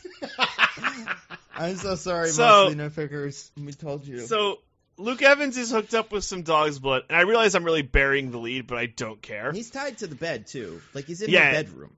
And he's he is- naked except for a towel over his junk. Yeah. All right. And she comes in and she's like, "Oh, you're a dog. That's all you are. You're a dog." And at this point, Michelle's like, "Oh, she's gonna cut his balls off. 'Cause Yep. That's what you do to dogs." I'm like, "Oh, that makes sense." But she goes, she lifts up. Octavia Spencer lifts up the towel. She's holding like a fucking machete, basically, and she like fucking pulls on Luke Evans' penis. It's like, "I'm gonna cut off your penis," and then just like JK. And With like a machete. You guys are Like yeah, a machete. you guys are leaving out that we get a full view of Luke Evans' rubber penis. Now, that wasn't his penis, right? That was a prosthetic. It was clearly a rubber prosthetic. I hope so. I hope so for Luke Evans' sake. This isn't when he's choosing to like make that dramatic, like, oh, you know what? This will be the one. You know what the world Unless I- Oh needs? my god. Yeah. Some Luke Evans dick. And so let's say, okay, so Ma wants to torture Luke Evans for 1 second, because then she just cuts his wrist and he dies. Yeah. Yes. What's she up to? Cut off And his what's with the dick dog if that's blood? what you're gonna do. Might as well. Like, Yeah. what are you waiting for? Yeah, Ma's ironic tortures are a little half baked. Yeah. Ugh, Yeah, that was weird. that was weird. But yeah, Luke Evans dies next. Next character that dies is a random police officer who goes to check on Ma. Well, her boss is also dead at this point. She kills her boss? Yeah, when she's in the vet's place and we see her boss in the cage dead. Oh, shoot. No, that's not. How did I No, that miss was this? Mercedes. No, that's her boss. Wait a second. That's Allison Janney. Blowing my mind. Why'd she kill her boss? Just because she I don't know, 'cause wanted to be on her phone? Because her boss is a jerk, I guess. I don't know. Yeah. I swear to God, I thought that was Mercedes. No, dog, it's Allison Janney. Wow. So Allison Janney dies off screen. Mm-hmm. And she just leaves Damn. Mercedes in the street, I guess. Yeah, with tire marks, I would assume, all Yeah. over. And no one That's reports on it or, like, finds her. Because, as we said, nobody talks about this again except for Ma once. Yeah. I'll say this. It's not easy to ID like a car, a hit and run, but it's not that hard It's either. the middle of the day in broad Yeah. daylight on an empty road. Like, Yeah. anyone could have seen that. And like her car she doesn't seem to clean the car off. She just drives home and that's it. So then all the kids go over to Ma's house for another cool Ma party for some reason. Can anyone explain why? No, at this point, it's got to be stay away from Ma. Yeah, they know, right? Yeah. They Stay all away. know everything. Yeah, Maggie tells her mom about it and like gets grounded. And her mom goes to Ma and it's like, "Hey, back off. It's messed up what you're doing." But then while her mom is out, Maggie like sees pictures from Instagram of them all partying with Ma. And when she gets there and it's like, "Yo, why are you guys here?" They're like, "Well, I mean, Ashley was having a party, so, Yeah. we had to." Like, they didn't have any agency. Like, they couldn't just be like, "Yo, Stephanie or Ashley or whatever the fuck the girl's name was. Like, maybe don't have a party at Ma's." Yeah, like I don't get it. She even tells the boyfriend that's like her kind of boyfriend. Like, he's her boyfriend, but like they've been dating for like one day. She even tells him like, "You can't go to Ma's anymore." And he's like, "Okay." And then he immediately goes to Ma's. He's an awful boyfriend. I mean, he's a teen. I don't think there's ever been a good teen boyfriend in the history of the world, so that tracks. I mean, listen, he broke a the teenager, one rule right? of Like- going to Ma's, which is to don't. And he went right to Ma's as quickly as he possibly could. But then I forgot about this one. No, not I forgot about this, but we kind of jumped right over this. The mother goes to confront Ma at, like we said, at the liquor store. I guess she Where all confrontations happen. bumps into her. She's like, "Hey, it's weird that you're hanging out with my kids." Again, in like everyone could hear this conversation. And Ma's like, wow, isn't this bad how it feels? Shoe is on the other foot. Ha ha ha. I'll keep doing it. I won't stop. And then the mom is just like, shoot, she got me. I guess I ground my kid and fuck all the other kids, I guess. Hope their parents also find out and confront Ma. Ma never plays it cool. Yeah, there's no the jig is... The game is up immediately. Yeah, it really should be the jig is up. You're lost. It's I haven't lost. You've lost. This is even when she mentions Mercedes, because as she's walking away, she's saying oh man, I even took care of Mercedes for you. Mm. Oh, that's right. Yeah. And so it's call out. All it would take is Maggie's mom reading in the news Mercedes murdered and hit and run. Whoa, please call the police with any info. To put 2 and 2 together on that one. Everyone in this, like most horror movies, anyone of consequence is a fucking idiot. Absolute and moron. They're not even caught in an Invisible Man situation. God forbid these people were caught in an Invisible Man situation. Oh, if only. Because an there's invisible no gaslighting. There's no nothing. Oh my God, maybe that's what Elizabeth. I don't want to spoil it for anybody, but maybe we'll get Elizabeth Ma, evil, invisible Ma, or something. I don't even know what you call it. Either way, because her name is Elizabeth Ma, so she could get both. Elizabeth Ma is Invisible Ma.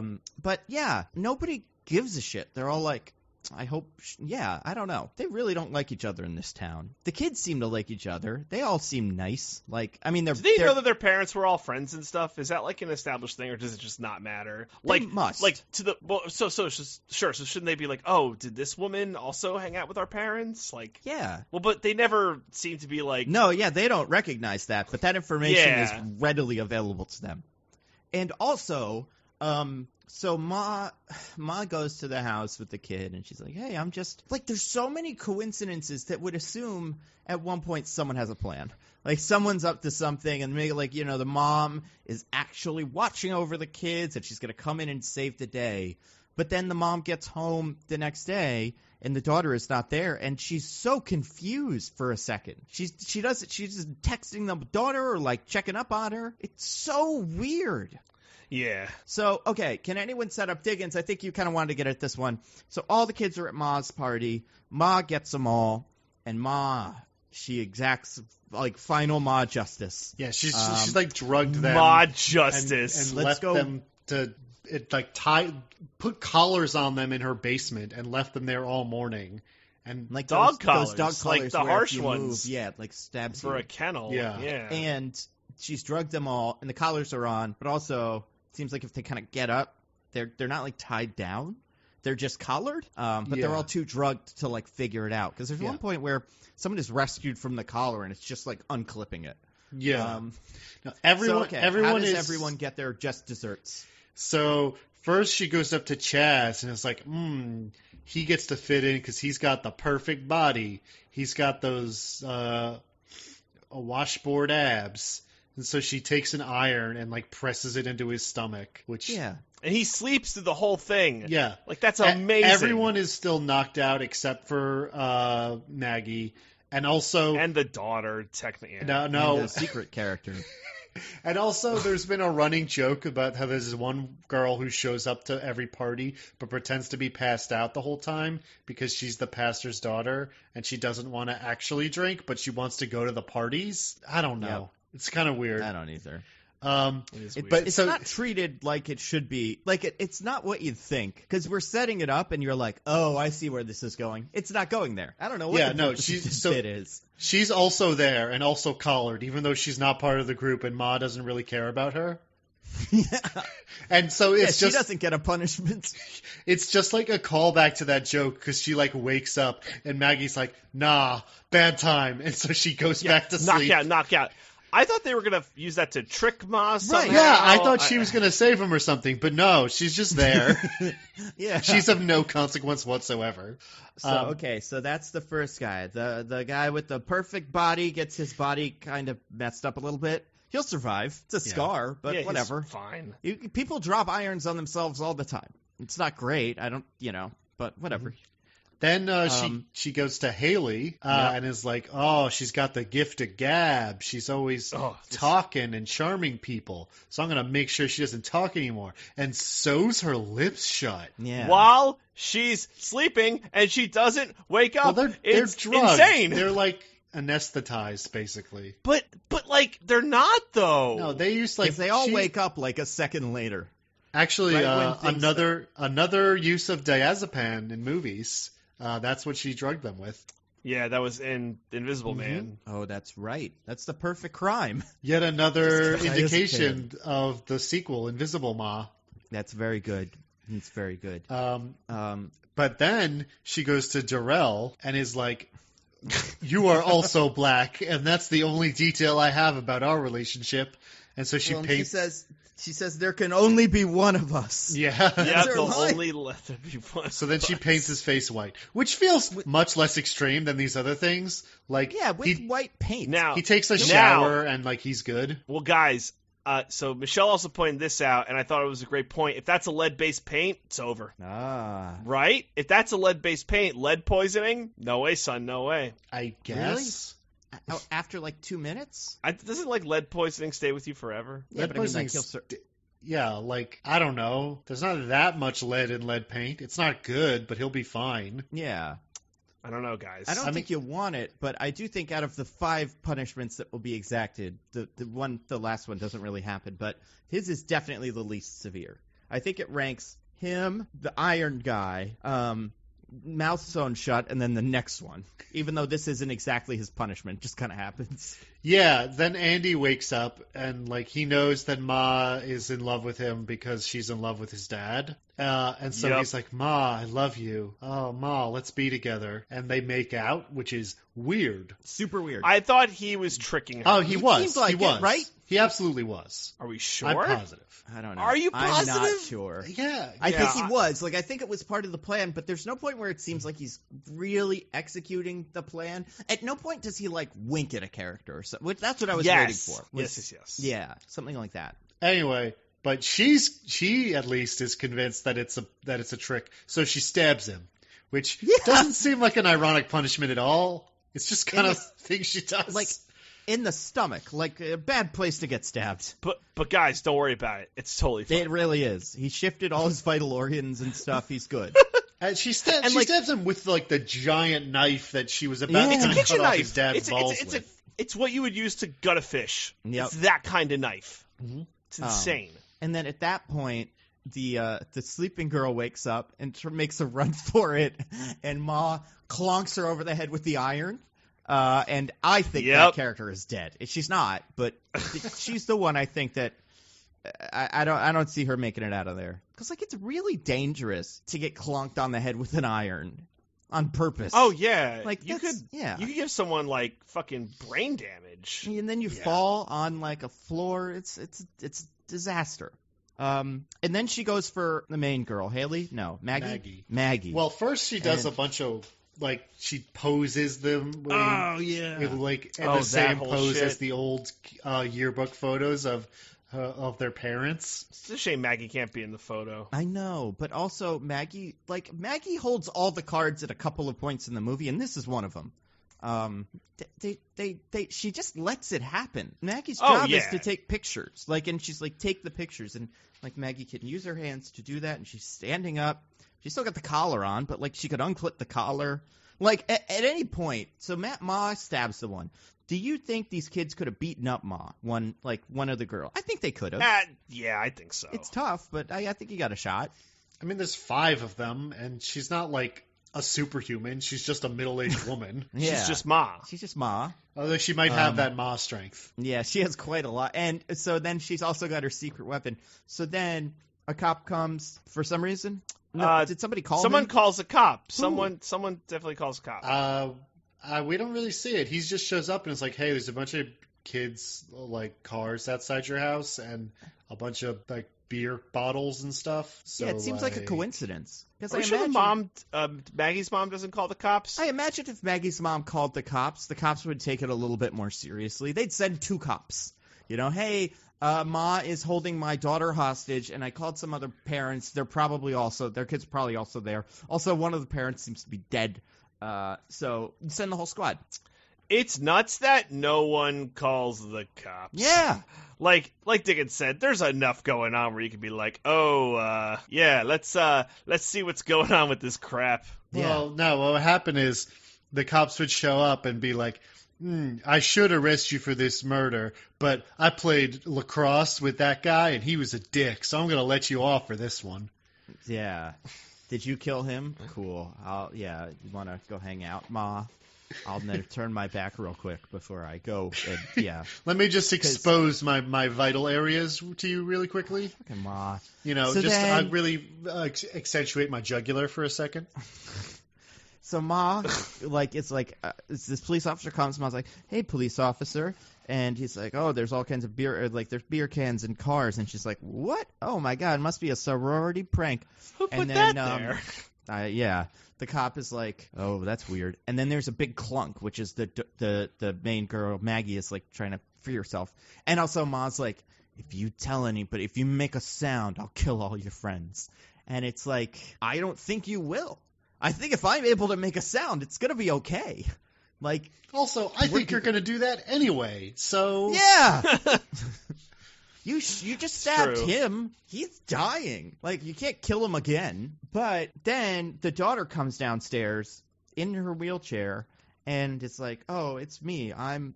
and Ma's like, "Oh, yeah, this is my daughter. She has cancer." Oh, I forgot the cancer thing.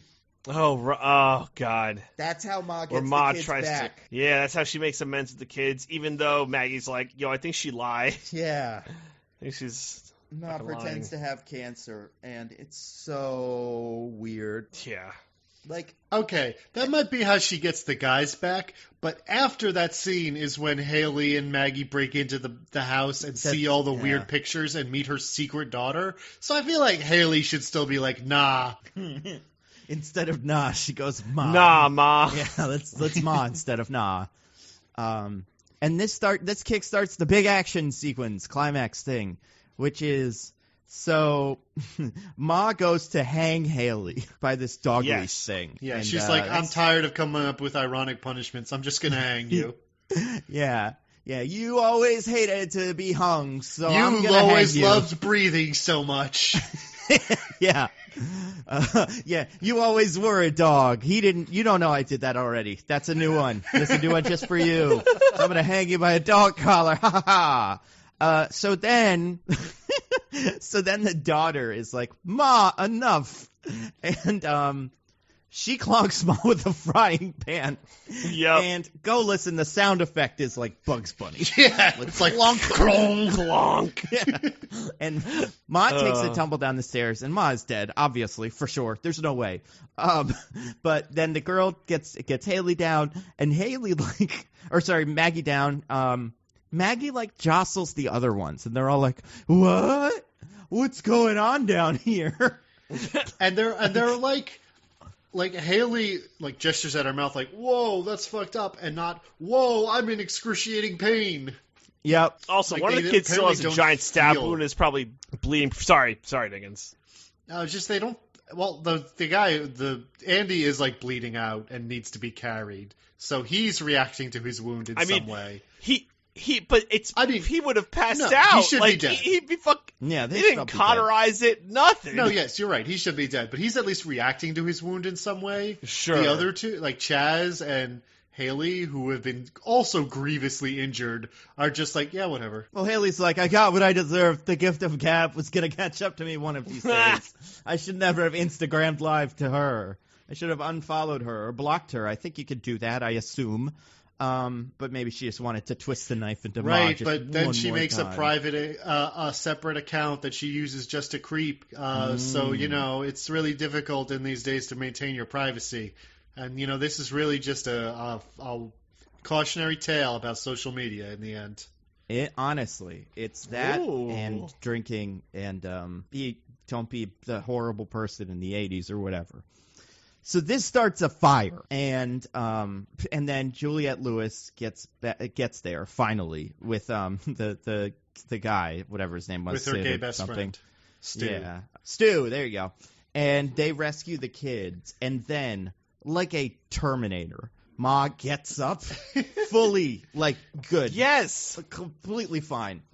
And goes to steal her daughter. And do you guys remember how this scene plays out? Because it's insane. It's legitimately like, it's so weird. Because this is everything coming together. It's like the end of Dark Knight, right? Well, yeah, but there's a little bit... Ma burns half of her face and then...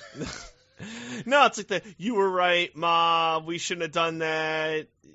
I'm sorry. Yeah, that's fair. That whole thing happens. Yeah, Juliette Lewis is like, don't kill your daughter by, I guess, like walking her into fire. And Ma's like, no, I'm gonna, because I hate all you guys because you were mean to me. So, like, I guess this is justified. And the daughter, Maggie, Maggie? Main character? The main girl? Yeah. Yeah. Then Maggie is like, and Ma's like, and you're too chicken to kill me, you loser. Oh, yeah. And Maggie's like, I'm not too chicken to kill you, and I'm not my mother, and just stabs Ma, like, right in the back. Yep. She's a murderer now. Yeah, well, I guess, you'll find out, she's not, because, again, like a Terminator, Ma gets back up after this. They rescue the daughter, the wheelchair daughter, Ma's daughter, and then the house burns down, but Ma still walks up the stairs that our main characters did not bother to escape with because they are on fire. Yeah. Ma walks up them somehow, like totally fine, walks over to the window, looks at everybody. They make eye contact with her, and at this point I'd be like, she's a ghost or something. We didn't get the message, but there's no Ma. And then how does Ma die? How does the movie end? Ma goes up to her bed where Ben is still laying naked and bled out, climbs into bed with him and like cuddles up to him and just... Yeah, it's weird. Just lets the fire... And then Rihanna's just gonna stand there and watch me. Starts playing. And it turns out this whole movie was just a music video. Well, to be fair, so yeah, she does die in a fire, and then like it kind of zooms out, and everybody's like, "Oh my god, this is crazy!" And then the last shot of the movie is Ma's house burning down, like from a like helicopter, as if the house is like, I don't know. I guess the house was supposed to be a symbol for whatever, but at that point the music gets really different. The music before was like, like I said, like 70s tunes. That you would hear at a bar mitzvah in the 90s, and then the music gets like all like B-movie horror, like wow wow wow wow wow wow wow wow wow wow. Did that catch you? That caught me, and it was like really strange. Wasn't that just the intro to Lookout Weekend by Debbie Deb? I think it's before. Oh, is it? Isn't it? See, I don't know that song. They play it during the end credits. The do do ch ch do do ch.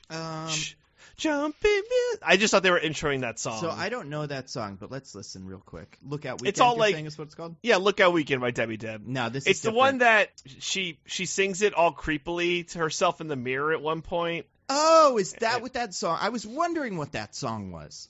But yeah. No, so that song is played over the credits, so that's not what I'm talking about. I just listened to the beginning, so it's different. It does like what a horror movie from like what the soundtrack to like the original Thing was, or like The Fly. I see. It's really strange, because that's not what the music has been.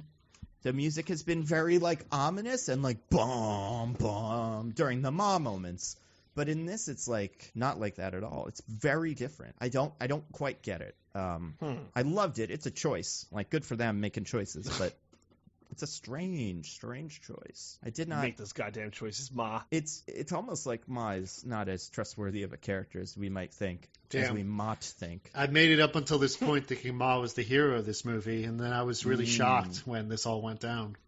An easy mistake to make because of all of the sympathy she should garner. However, all the stabbings and cutting off of penises and all of the Saw-esque like punishments that are completely warranted are not that. Okay, so I found the clip. I'm going to play it through my headphones just to hear the music because it is weird, and I figured out a way to make it really loud, so I think everybody will actually be able to hear this. I'm going to enhance the other ones so you can hear those. But all right, listen to this. This is how the movie ends. Get some sirens.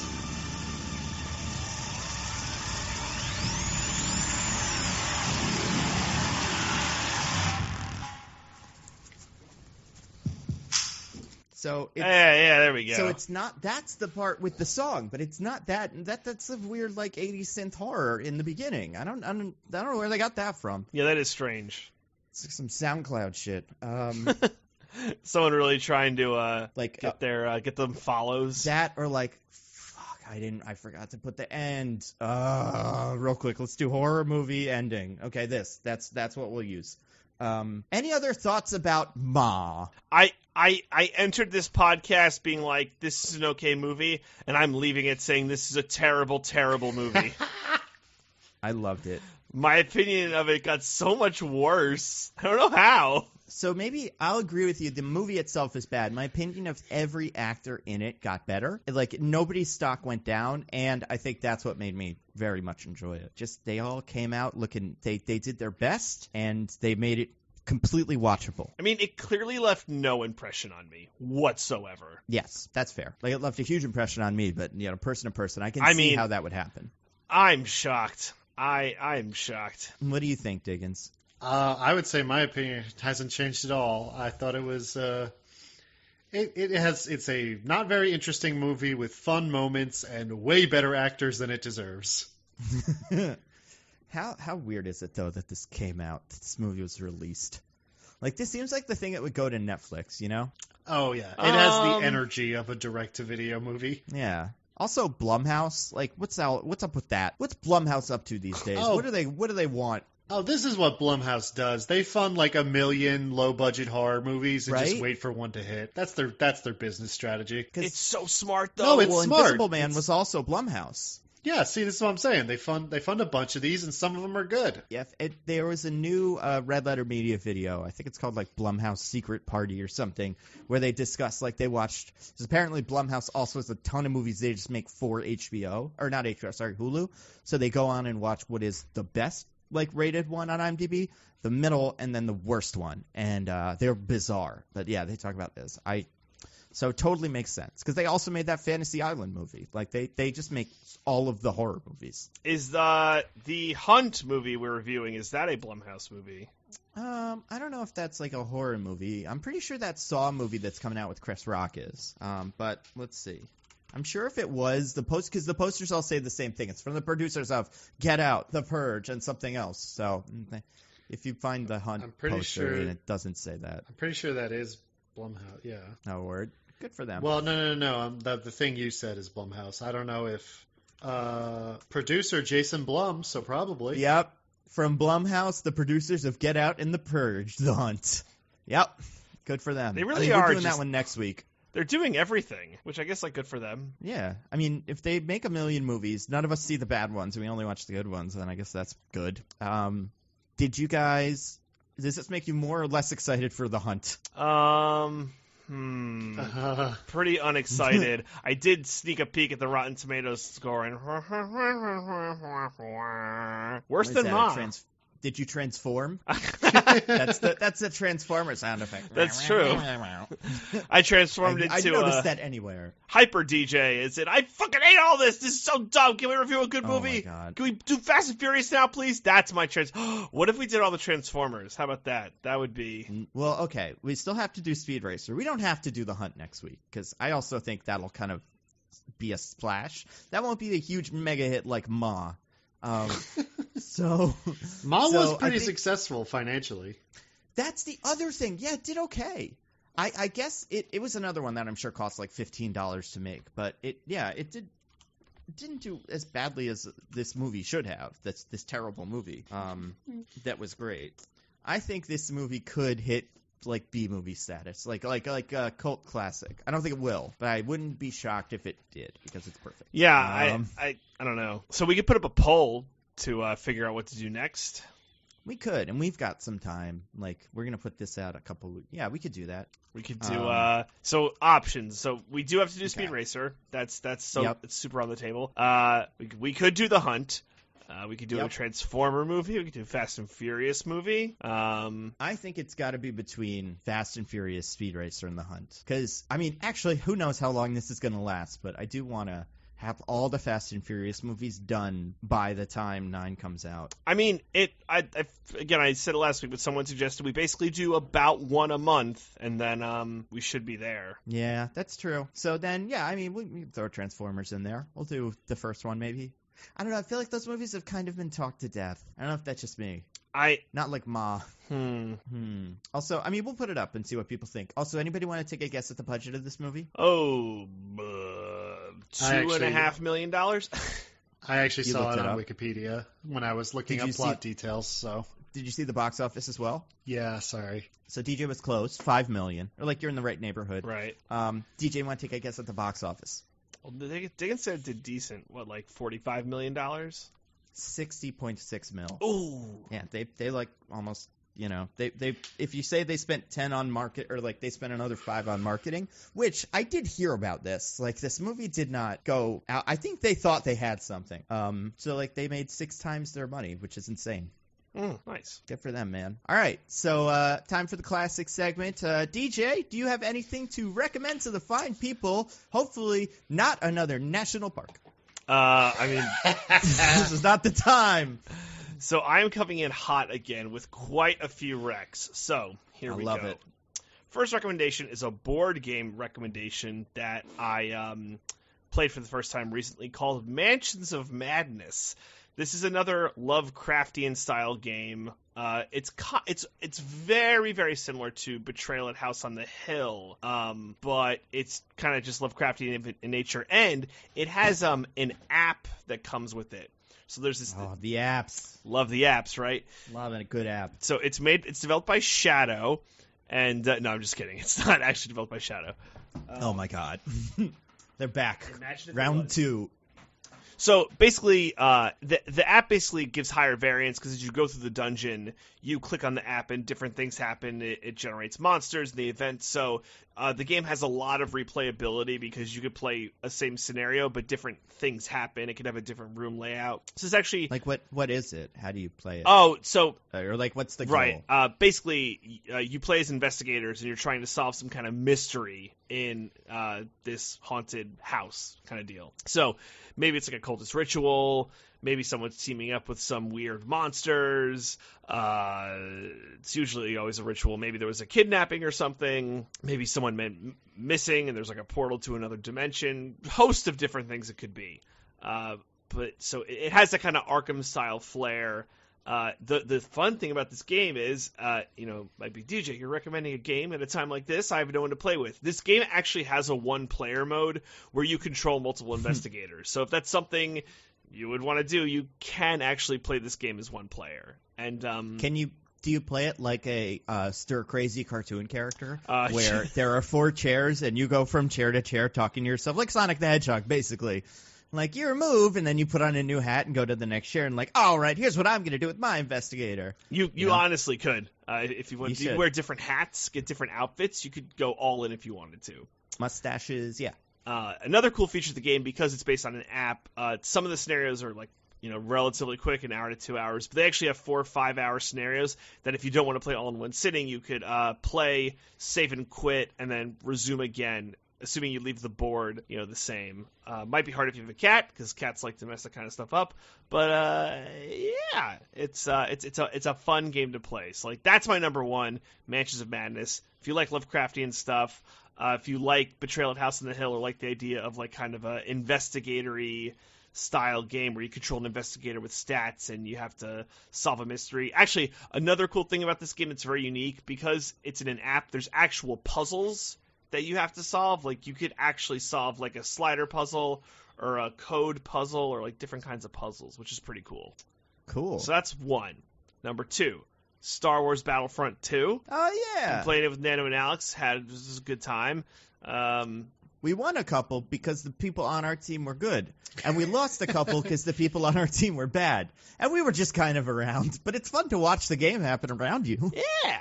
So it's basically a third or first person shooter. I like that you can play in a first person shooter mode. You can play as heroes. You're basically capturing objectives, playing as either the Rebel Alliance or the Empire or First Order, whichever era you're playing on. You can play in all three eras. I was playing the campaign a little bit because I'm like, why the hell not? It's fine. Why the hell not? Yeah, campaign's okay. Yeah. You got your Paul Blackthorns. You got your other voice actors. It's kind of fun. So that's good multiplayer time. You can find Nando and I, play with us or whatever. I don't know. I don't know. Maybe we'll stream it one of these days. Ooh, that's playing together. That's a good one. I've been streaming a lot for no good reason. Almost done. If you want, so I mentioned last week I was watching The Witcher. This got me in the mood to play The Witcher. So The Witcher 3 Wild Hunt, always a good game. You could usually find like the big deluxe edition with all the expansion packs on sale. It's on Switch. I know Michelle played it on Switch. I played on PS4. The graphics haven't aged super well in like the 7 years since it came out. I think it was 2013 or 14. But I am excited for their Cyberpunk game that's coming out this year. Which one? Cyberpunk 2077. Is that something that we're sure is going to come out this year? It's slated for September, so hopefully. I don't know if so it's a Wonder Woman movie. Like, is it? Yeah. I feel like video games are not going to be delayed the way movies have been. You would hope so, right? I hope so too, because that would be sick. Like getting a nice, good video game out there. Well, look at Animal Crossing and Doom. Everyone's. I was going to say, yeah, that's what everybody's hot for. Do you have either of them? No, me neither. So, which one's more your speed? Probably Doom. Yeah, me too. Yeah, I'm not like a maintenance kind of guy. So, Doom is probably closer to my speed. So The Witcher 3 Wild Hunt. Oh, it's a fun RPG. I think I've wrecked it on the show before. The Weekend. Wait, real quick. Yeah. What do you play it on? I play on PS4. Do I have your PS4 copy? I have a digital download. Okay, someone let me borrow theirs, and I realized when I was moving this, and I was like, I never bought this game, and I figured it was you or Kevin. I think I have yours. Did you ever have a physical copy? I don't know. Good to know. I mean, I'll leave it in the will. Keep it. So The Weeknd came out with a new album on Friday, After Hours. I love The Weeknd. I love his albums. I think they're really good listens. Not much there besides check out The Weeknd's new album, After Hours. All right, last two things. These are like kind of lifestyle things. Okay, one, so being stuck in the house, you can go for walks and stuff, but you can't go to the gym. If that really hurts, and that you're sad you can't go to the gym, there's an app I use called Daily Burn, and they're basically they're workout videos that you could do at home, and they're actually doing like a 60-day free trial because of all the nonsense that's going on. So I think you could just like Google it, like Daily Burn 60-day free trial, and you can try it out for 2 months, see if it's your thing. I find it useful just to kind of keep myself moving during all this, besides going out for walks. So I've liked that a lot. Just kind of keep sane. And also another thing to keep you sane, there's some meditation apps that I know are like doing some like free stuff. I use 10% Happier. It's a pretty good meditation app, just to like kind of, meditating is good at times like this. They actually have some for like crisis and stuff like that related to the coronavirus stuff. I know there's Headspace. That's like the LeBron James one. Yeah, what's the other one? What do I have? I don't know. Let's see. I do have one. I use Calm. Okay, Calm. That's one. Calm's okay. But I don't use it as often as I probably should. Maybe give it a shot in like crazy times like this. You could try meditating. So there you go. Yeah, it can't hurt. It certainly can't hurt. There's my batch of recs. I realize I'm just like flooding the airwaves with my recommendations, but when you got all this free time, it's like, ooh, just share everything you're doing with the world. So maybe it'll be less next week. Who knows? But that's all I got for now. Yeah. There's something. People need something. And if you're not a video game person, you got a board game. If you're not a board game person, you got a video game. So everybody at home, you have no excuse but to do one of the 8 things DJ told you to do. Diggins, what do you got? You got anything to recommend? Once again, I only have one as compared to DJ's cavalcade of recommendations. I'm the worst. No. We need the Rex, baby. And also, it's sort of been mentioned already, but I have been playing Animal Crossing New Horizons. Oh, okay. What's your island called? Lintakoto. What is that from something? Yeah. It's a mythological place in Finnish folklore where birds go during the winter. Well, that's cool. Cool. But yeah, I haven't played an Animal Crossing since the first one on the GameCube, but with social isolation upon us, I figured, why not take this opportunity to get back into the series. So I've been playing it for the past few days, ever since it came out. And it is very relaxing, I would say. It's, you go around, you catch a few bugs, you catch a few fish, maybe you craft up a table for your house, you go in designer mode, make your house look nice and cute. Everything's relaxing, everything's calm, nothing can hurt you.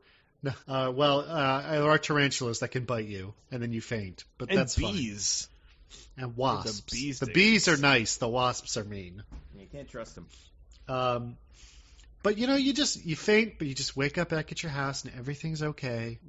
And it's the nice, chill game that you need to stay calm during these turbulent times. That's a good point. I don't think I need to sell it too hard. I'm sure you've heard of Animal Crossing, and you're probably playing it if you're interested at all. So I'm just, for any of you who are still on the fence, I'll give it my stamp of approval. Animal Crossing New Horizons is a good video game. All right. I have 3. 1, cats. Cats are great, They really are. If you have a cat, have one. If you don't, get one. Unless you're allergic or you can't afford to take care of it, then you probably shouldn't. But if you were ever on the fence, living alone and having a cat is fine. It's nice to have a cat in these troubled times. You can go. I had him on my lap. All right, the other 2 things I can actually recommend. So first one, I always like to recommend other YouTubers. There's a little small channel called Video Game Donkey. No, nice. But it is, so he put out a COVID-19 safety video that is so funny. I recommend everybody go watch it. It's very funny. But the YouTuber I want to recommend is called Sideways. He does videos about, I'm not sure I wonder what his pitch is on his channel. I talk about music. Yeah, so that's like his thing. But so he has a video that I saw the other day called Why the Music in Live Action Disney Remakes is Worse Than You Thought. And it's got a little bit of, it's a little clickbaity of a title, but honestly makes a pretty good case, and it's a pretty well thought out, interesting video, especially from someone who also couldn't stand any of the music in those. It's one of those things where you read the title and you're like, I always thought that, but I never had a good explanation for why. And then you figured it out and you're like, oh, good. Can you say what his main thesis is without totally spoiling? So they little teaser. So he takes a couple different avenues. I would say here his thing for Aladdin is, instead of giving Will Smith license to be Will Smith, they made him do an impression of the genie, and he goes through some of the musical things that Will Smith can't do in the song just because he's not Robin Williams. He's his own guy. So that's part of it. The other one is they go through a lot of auto-tune in the Disney Beauty and the Beast remake, and how they had to manipulate a couple of the actors' voices because they're not singers. And that was interesting. And he goes back in the history of when Alan Menken wrote The Little Mermaid, he wanted this, and then instead, Disney made him do this, and it's pretty good. So I would definitely give that one a look. I do want to recommend a video game that I've been playing this week with a couple friends called Don't Starve Together. So this is kind of Animal Crossing-ish, not really, but it's like a resource management game, I guess is what you would call it, or something like that. But you play it with as many friends as you can get. I think it's up to 6, and you just have resources, and there are, there's animals you trap, and food, and trees, and flint, and gold and stuff, and you get it and you craft things, and then you move on. But it's hard because you have different meters you have to kind of keep track of. And I know when I'm describing it, when it was described to me, I imagined in my head the game Rust, which is a really realistic, oh my god, it's right. That's what that game is called. You know which one I'm talking about? You start it's like a 3D kind of normal CGI game. You start naked and then you have to get stuff, and it just sucks. like real life. Exactly, yeah, just like real life. You start naked, get stuff, and it sucks.